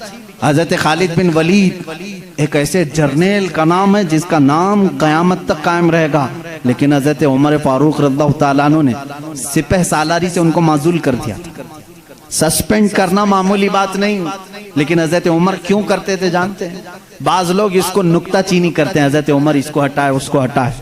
हजरत उमर फारूक रज़ियल्लाहु ताला अन्हु के पास कुछ लोग सिफारिश लेकर के आए, खालिद बिन वलीद के बगैर जिहाद का मैदान कैसे होगा? उनको आपने माजूल किया, काम माजूल किया हूं, लेकिन सिपाही बन करके वो जाएंगे, सिपाही बन करके जाएंगे, सिपाही सालार कोई और होगा। साहबा ने पूछा इस फैसले को लेने में कोई हिकमत है अमीरुल मोमिनीन? अल्लाह अल्लाह तवक्कुल देखें। अमीरुल मोमिनीन ने कहा हाँ जरूर हिकमत है। मैं मुसलमानों को ये बताना चाहता हूँ कि कोई जिहाद कोई जंग खालिद बिन वलीद की वजह से फतह नहीं होती, अल्लाह की मदद से होती है। सारे लोग ये डिपेंड होकर के ना बैठ जाएं कि इसी की वजह से होती है। मैं इस उसूल को तोड़ना चाहता हूँ, फतह जो मिलती है वो अल्लाह की तरफ से होती है, ये यकीन देना था, बस इसलिए मैंने माजूल किया है। और यकीन तवक्कुल ऐसा हजरत उमर फारूक रज़ियल्लाहु ताला अन्हु का किताबों में लिखा है। मिस्र के गवर्नर उन्होंने एक बुरी रस्म के मुतालिक खत लिख करके भेजा। दरियाए नील सूख जाता था हर साल, वहाँ के लोग अपनी 16 साल की एक नौजवान लड़की को ज़बह करते, उसकी बलि चढ़ाते थे और खून जो है दरियाए नील में बहाते। उनका अकीदा था बलि देने के बाद फिर दरिया जोश मारकर ऊपर आ जाता था, हर साल ऐसा होता था। उन्होंने जब इस्लामी हुकूमत वहाँ आ गई तो लोगों ने वहाँ के गवर्नर से, जो मुसलमान थे सहाबी थे, उनसे पूछा हर साल हमारा मामूल है, इस साल भी आप इजाजत दें, जुलूस निकालेंगे, एक लड़की को ज़बह करेंगे, उसका खून डालेंगे। उन्होंने कहा मैं तो ये काम नहीं करूँगा, और अगर ऐसा है तो देखा जाएगा। वो खामोश रहे। दरिया नील हकीकत में सूख गया, पानी नीचे चला गया, लड़की की बलि नहीं दी। तो याद रखना शैतान इस तरह की हरकतें तुम्हें करके दिखाया ताकि तुम्हारा अकीदा खराब हो जाए। उस गवर्नर ने हजरत उमर के पास खत लिखा कि इसका क्या करूं, ये कैसे हल निकालूं। हजरत उमर फारूक रज़ियल्लाहु ताला अन्हु ने जवाब में 2 खत भेजे, एक गवर्नर के नाम और एक दरियाए नील के नाम। दरियाए नील दरिया है, क्या दरिया भी खत पढ़ता है? दरिया भी बातचीत करता है? हाँ, रसूल के गुलामों के साथ हर चीज बातचीत करती है, हर चीज बातचीत करती है। हजरत उमर ने एक खत गवर्नर के नाम पर लिखा, तुम फिक्र मत करो, तुम अपने काम पर बाकी रहो, रसूलुल्लाह की शरीयत का निफाज कायम रहे। और रही बात दरिया जो सूखता है, मैं इसको लेटर लिख रहा हूँ। इसको खत लिखा क्या, बिस्मिल्लाहिर्रहमानिर्रहीम, ऐ नील, यह खत उमर इब्न खत्ताब रसूलुल्लाह के खलीफा की तरफ से दरियाए नील के लिए। मैं कहता हूँ ऐ नील, अगर तू अपनी मर्जी से बहता है तो हमें तेरे पानी की जरूरत नहीं, और अगर तू अल्लाह के हुक्म से बहता है तो उमर इब्न खत्ताब रसूल की खिलाफत को जो कायम किया है, हुक्म देता है कि अल्लाह के हुक्म से जारी हो जा। इतना लिखा और कहा ये दरियाए नील को देना और ये मिस्र के गवर्नर को देना। खत लेकर के कासिद आया, कासिद ने गवर्नर को खत पकड़ा है, गवर्नर के नाम पर था वो पहुंचा, दरियाए नील के नाम पर था जो दरियाए नील को दिया गया। उस वक्त मौजूद मिस्र के सारे लोग शाहिद हैं, उसी वक्त दरियाए नील का पानी जोश मारकर 16 गज ऊपर आ चुका था। आज तक दरियाए नील दोबारा कभी नहीं सूखा, 14 सदियां गुजर गई। मैं खुद दरियाए नील की कश्ती की सवारी कर चुका हूँ। मिस्र में 5-5 साल तक काहिरा में पानी बरसता नहीं, बारिश नहीं आती। 5 साल, तकरीबन 4 साल तक रहे, एक दिन भी बारिश नहीं देखी। 5-5 साल तक बारिश नहीं आती, लेकिन दरियाए नील में जाओ तो लबालब भरा रहता है। ऐसा लगता है कि खत का असर आज भी बाकी है। रसूलुल्लाह के गुलामों की हुकूमत हर शय पर कायम है, हर शय पर कायम है। अल्लाह के नबी सल्लल्लाहु अलैहि वसल्लम के इन खुलफा ने पूरी दुनिया पर हुकूमत की।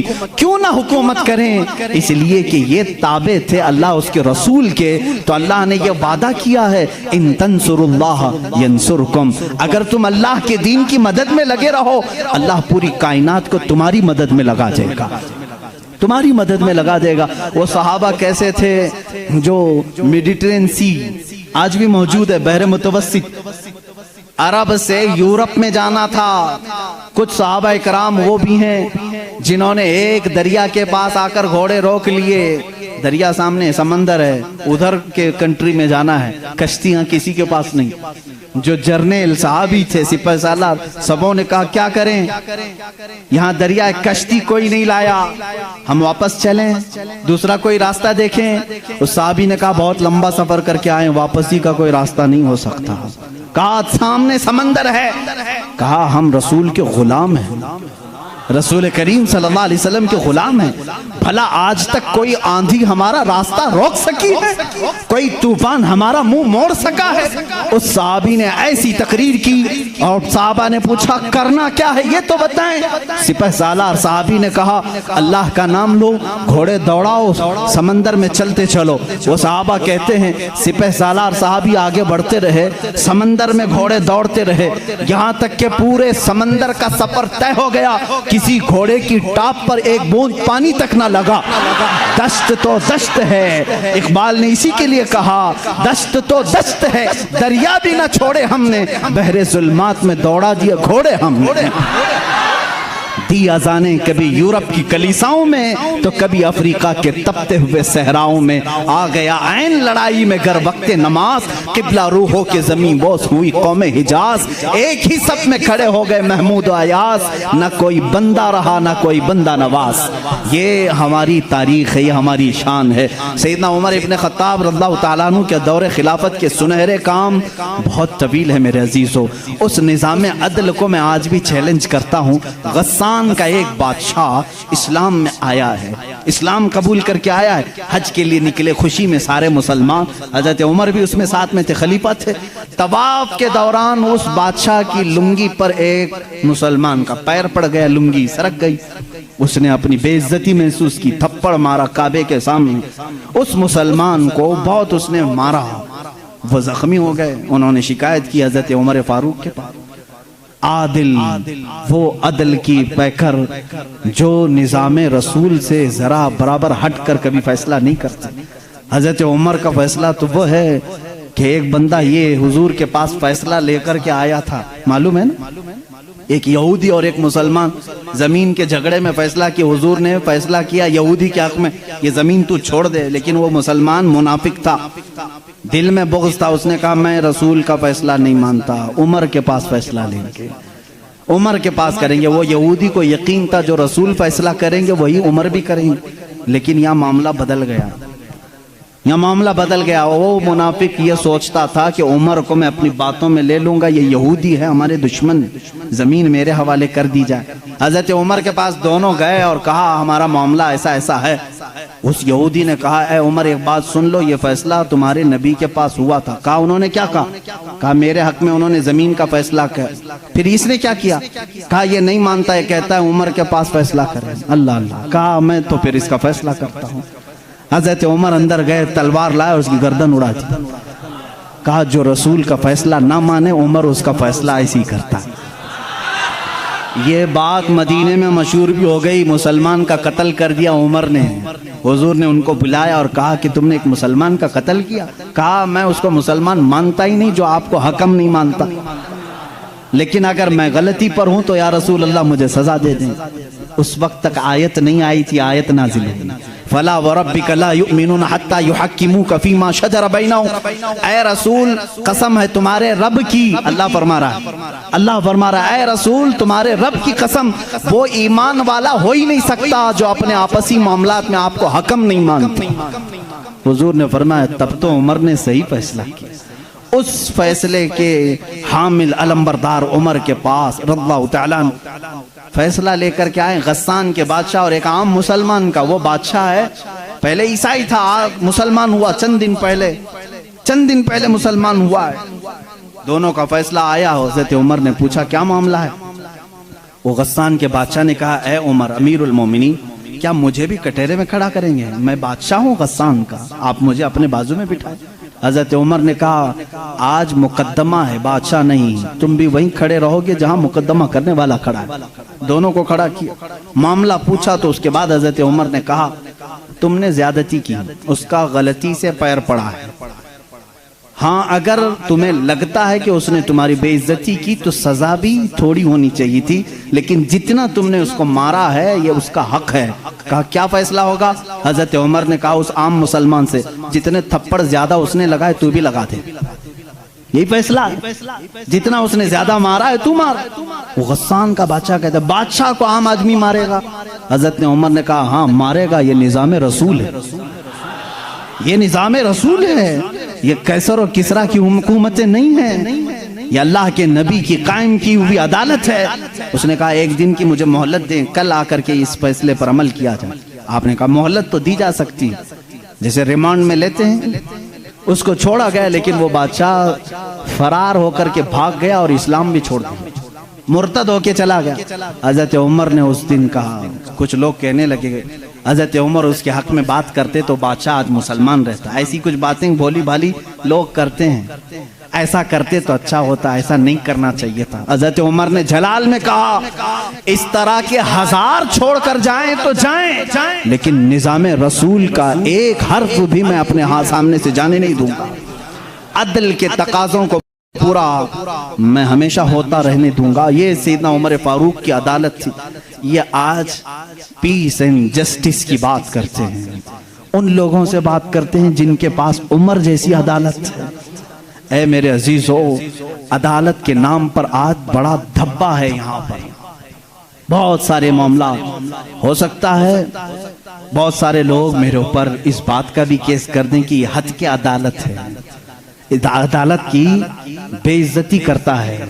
हो सकता है मेरे अजीजों, मैं उस अदालत की इज्जत करता हूं जहां अदालत होती है। मैं उसको जज और आदिल नहीं मानता जो पार्लियामेंट की सीट की भूख में मस्जिदें बेच देता हो। मैं उसकी अदालत को नहीं तस्लीम करता जो एक कलील जमात को नजरअंदाज करके हाकिम पार्टी की तरफ बोलता है। मेरे अजीजों, ऐसे लोग दुनिया में बहुत सारे आए जो जमीर फरोश होते हैं, जमीर फरोश होते हैं। हिंदुस्तान भी उसी डगर पर चलने लग गया। अब तक दुनिया की सबसे बड़ी डेमोक्रेसी, सबसे बड़ी जमहूरियत हिंदुस्तान में थी, जहां पर निजाम ऐसा था। हमारा अदलिया का निजाम बहुत अच्छा था, हमारी कोर्ट जितनी थी यहाँ पर सबके साथ बराबर का सलूक किया जाता था, हिंदू हो मुस्लिम हो। आज भी बहुत सारे जज हैं जो ओथ लेते हैं कि मेरा दीन, मेरा मजहब, मेरा सब कुछ इंसाफ होगा, संविधान होगा, मैं सामने किसी को नहीं देखूंगा। देखते नहीं आप, जज के सामने पट्टी बांधे हुए एक मूर्ति को रखा जाता है। क्यों? कानून जब भी होता है वो सामने वाले को देख करके नहीं, उसके प्रूफ सबूत देख करके। लेकिन यहाँ पर अब आम बच्चे को भी बेवकूफ बनाया जा रहा है। मैं इस बात की आवाज उठाना चाहूंगा, इस जुल्म को बंद करो, इस जुल्म को बंद करो। और ये डिक्टेटरशिप जो लाई जा रही है, इस जमहूरियत को खत्म करके, कत्ल करके, देखना चंद दिनों के बाद ये सारे निजाम खत्म करने की बात करेंगे। आज मुसलमानों के खिलाफ एक जहर फैलाया जा रहा है, इसी तरह चंद दिनों के बाद अब दलितों की बारी आएगी।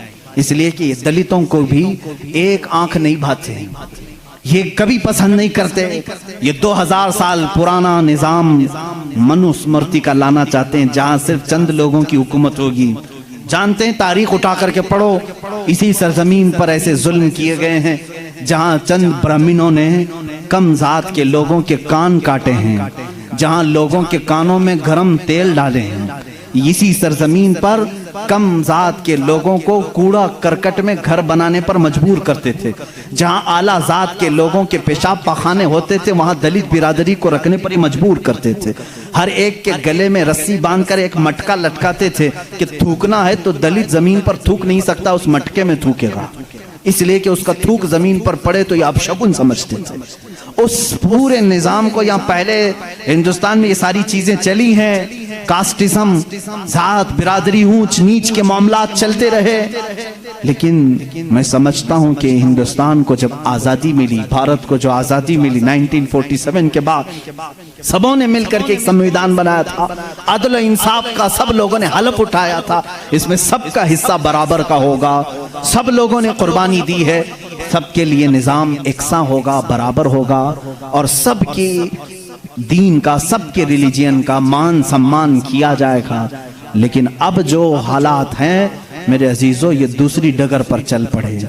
अब यहाँ पर उस संविधान को ये खत्म करने की बात कर रहे हैं जो अंबेडकर की सरपरस्ती में बनाए गए थे, उसको खत्म करके ये नए संविधान की बात करने जा रहे हैं। चंद दिनों के बाद ये वोटिंग पावर भी खत्म करने की बात करेंगे। तुम सबको वोट देने का भी हक नहीं होगा, ठहरने की उम्मीदवार होने की बात तो दूर है। मैं इस निजाम की खुल्ला मुखालिफत करता हूँ और मजम्मत करता हूँ, मैं मजम्मत करता हूँ। हमारे लिए वही भारत और वही हिंदुस्तान अच्छा है जो हमारे बड़ों ने अपने खून की कुर्बानी से आजाद किया है। आप सब उसी भारत को तस्लीम करेंगे या नए नवेले भारत को?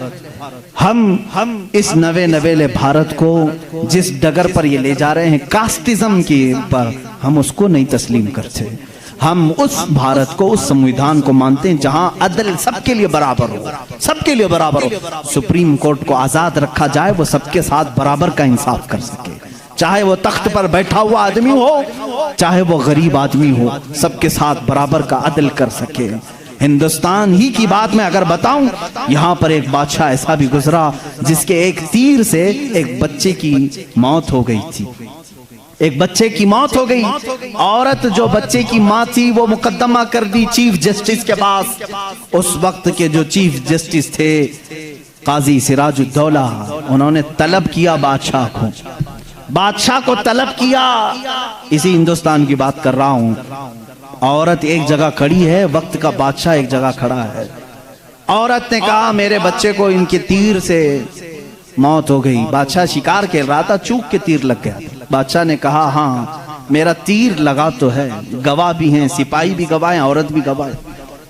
दो ऑप्शन होते हैं मौत के बाद, किसी का कुछ कत्ल हो गया अनजाने में, चूक कर अगर कत्ल हो गया, दो ऑप्शन इस्लाम देता है। उस औरत को काजी ने कहा तेरे पास दो ऑप्शन है, चाहे तो अपने बच्चे की मौत पर दियत ले ले, कुछ पैसे ले ले बादशाह से और उसे माफ कर दे, या चाहे तो जान के बदले जान ले ले।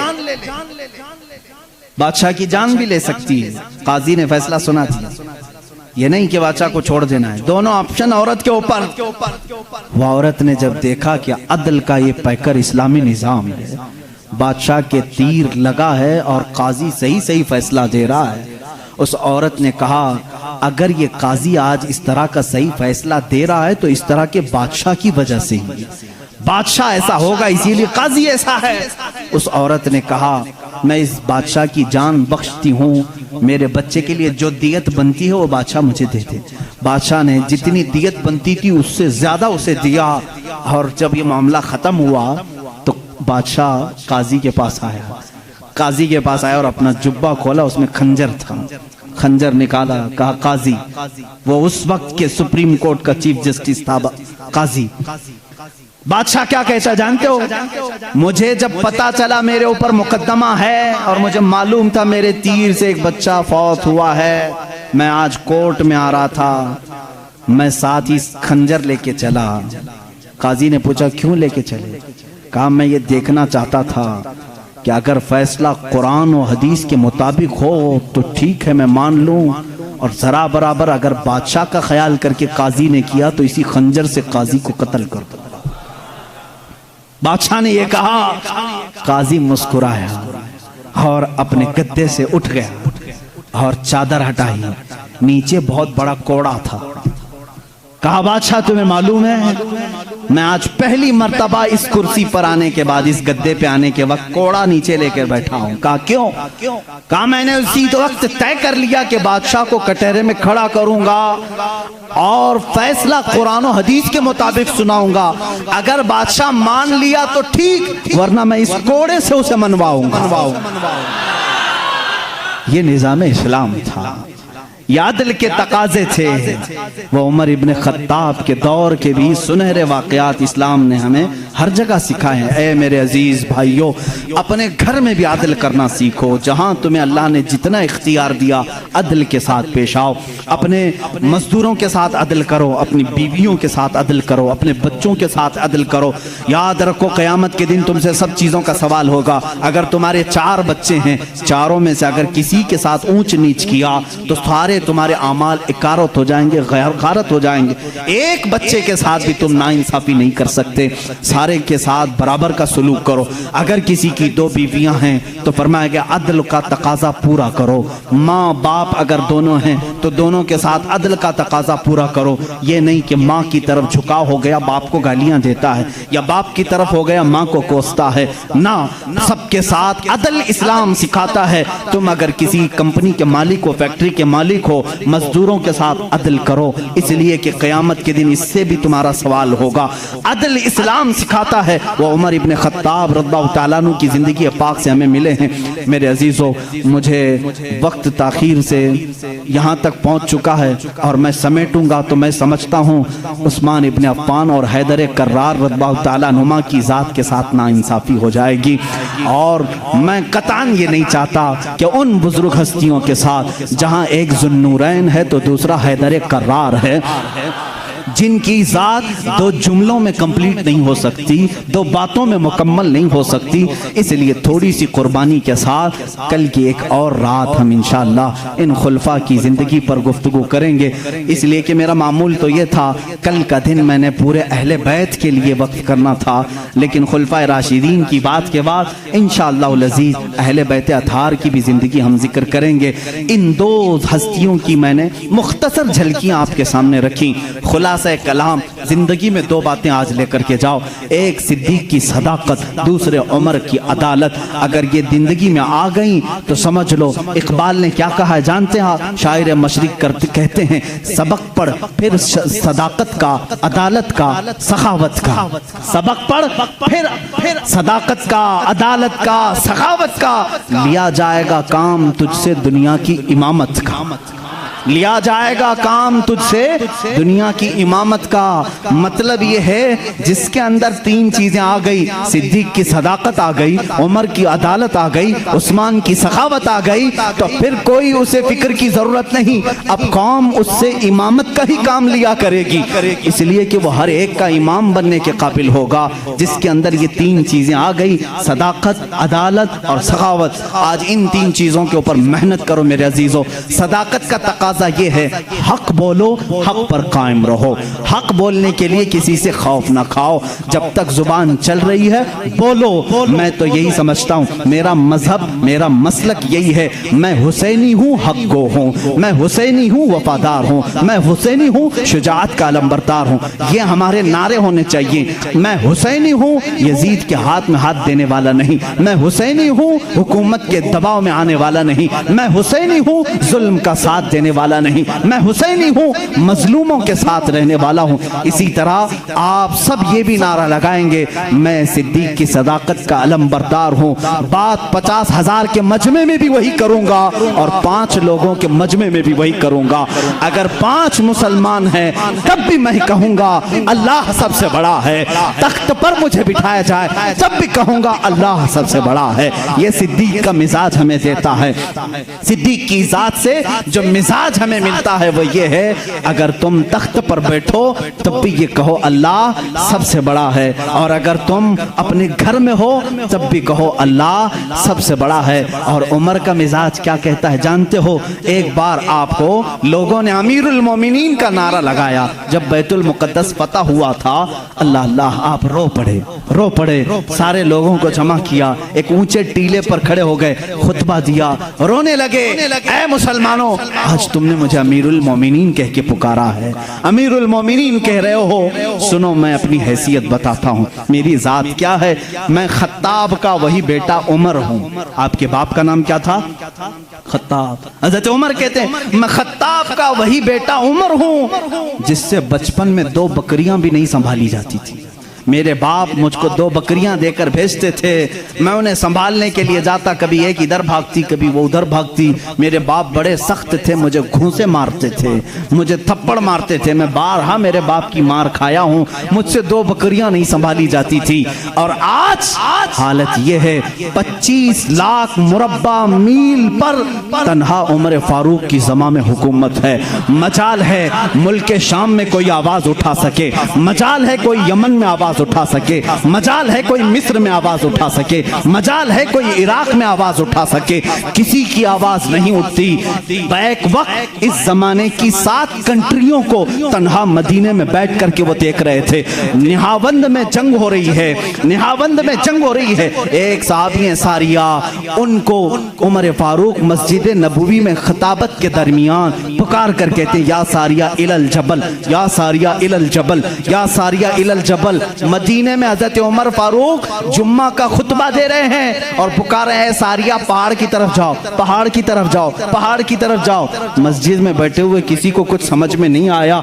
1 महीने के बाद वो लश्कर निहावन से आया, पूछा गया क्या हुआ तुम्हारे साथ? हजरत सारिया उस जंग के सिपह सालार थे, कहते हैं करीब था कि हम शिकस्त खा जाते, हम लुट जाते। जुम्मा का वक्त था, ऐन दोपहर के वक्त पहाड़ों के ऊपर से हमें आवाज आने लगी, ऐ सारिया पहाड़ की तरफ आ जाओ, पहाड़ की तरफ आ जाओ, पहाड़ की तरफ आओ। हम उस आवाज को लब्बैक कहते हुए चढ़े, अल्लाह ने हमें फतह याबी अता फरमाई।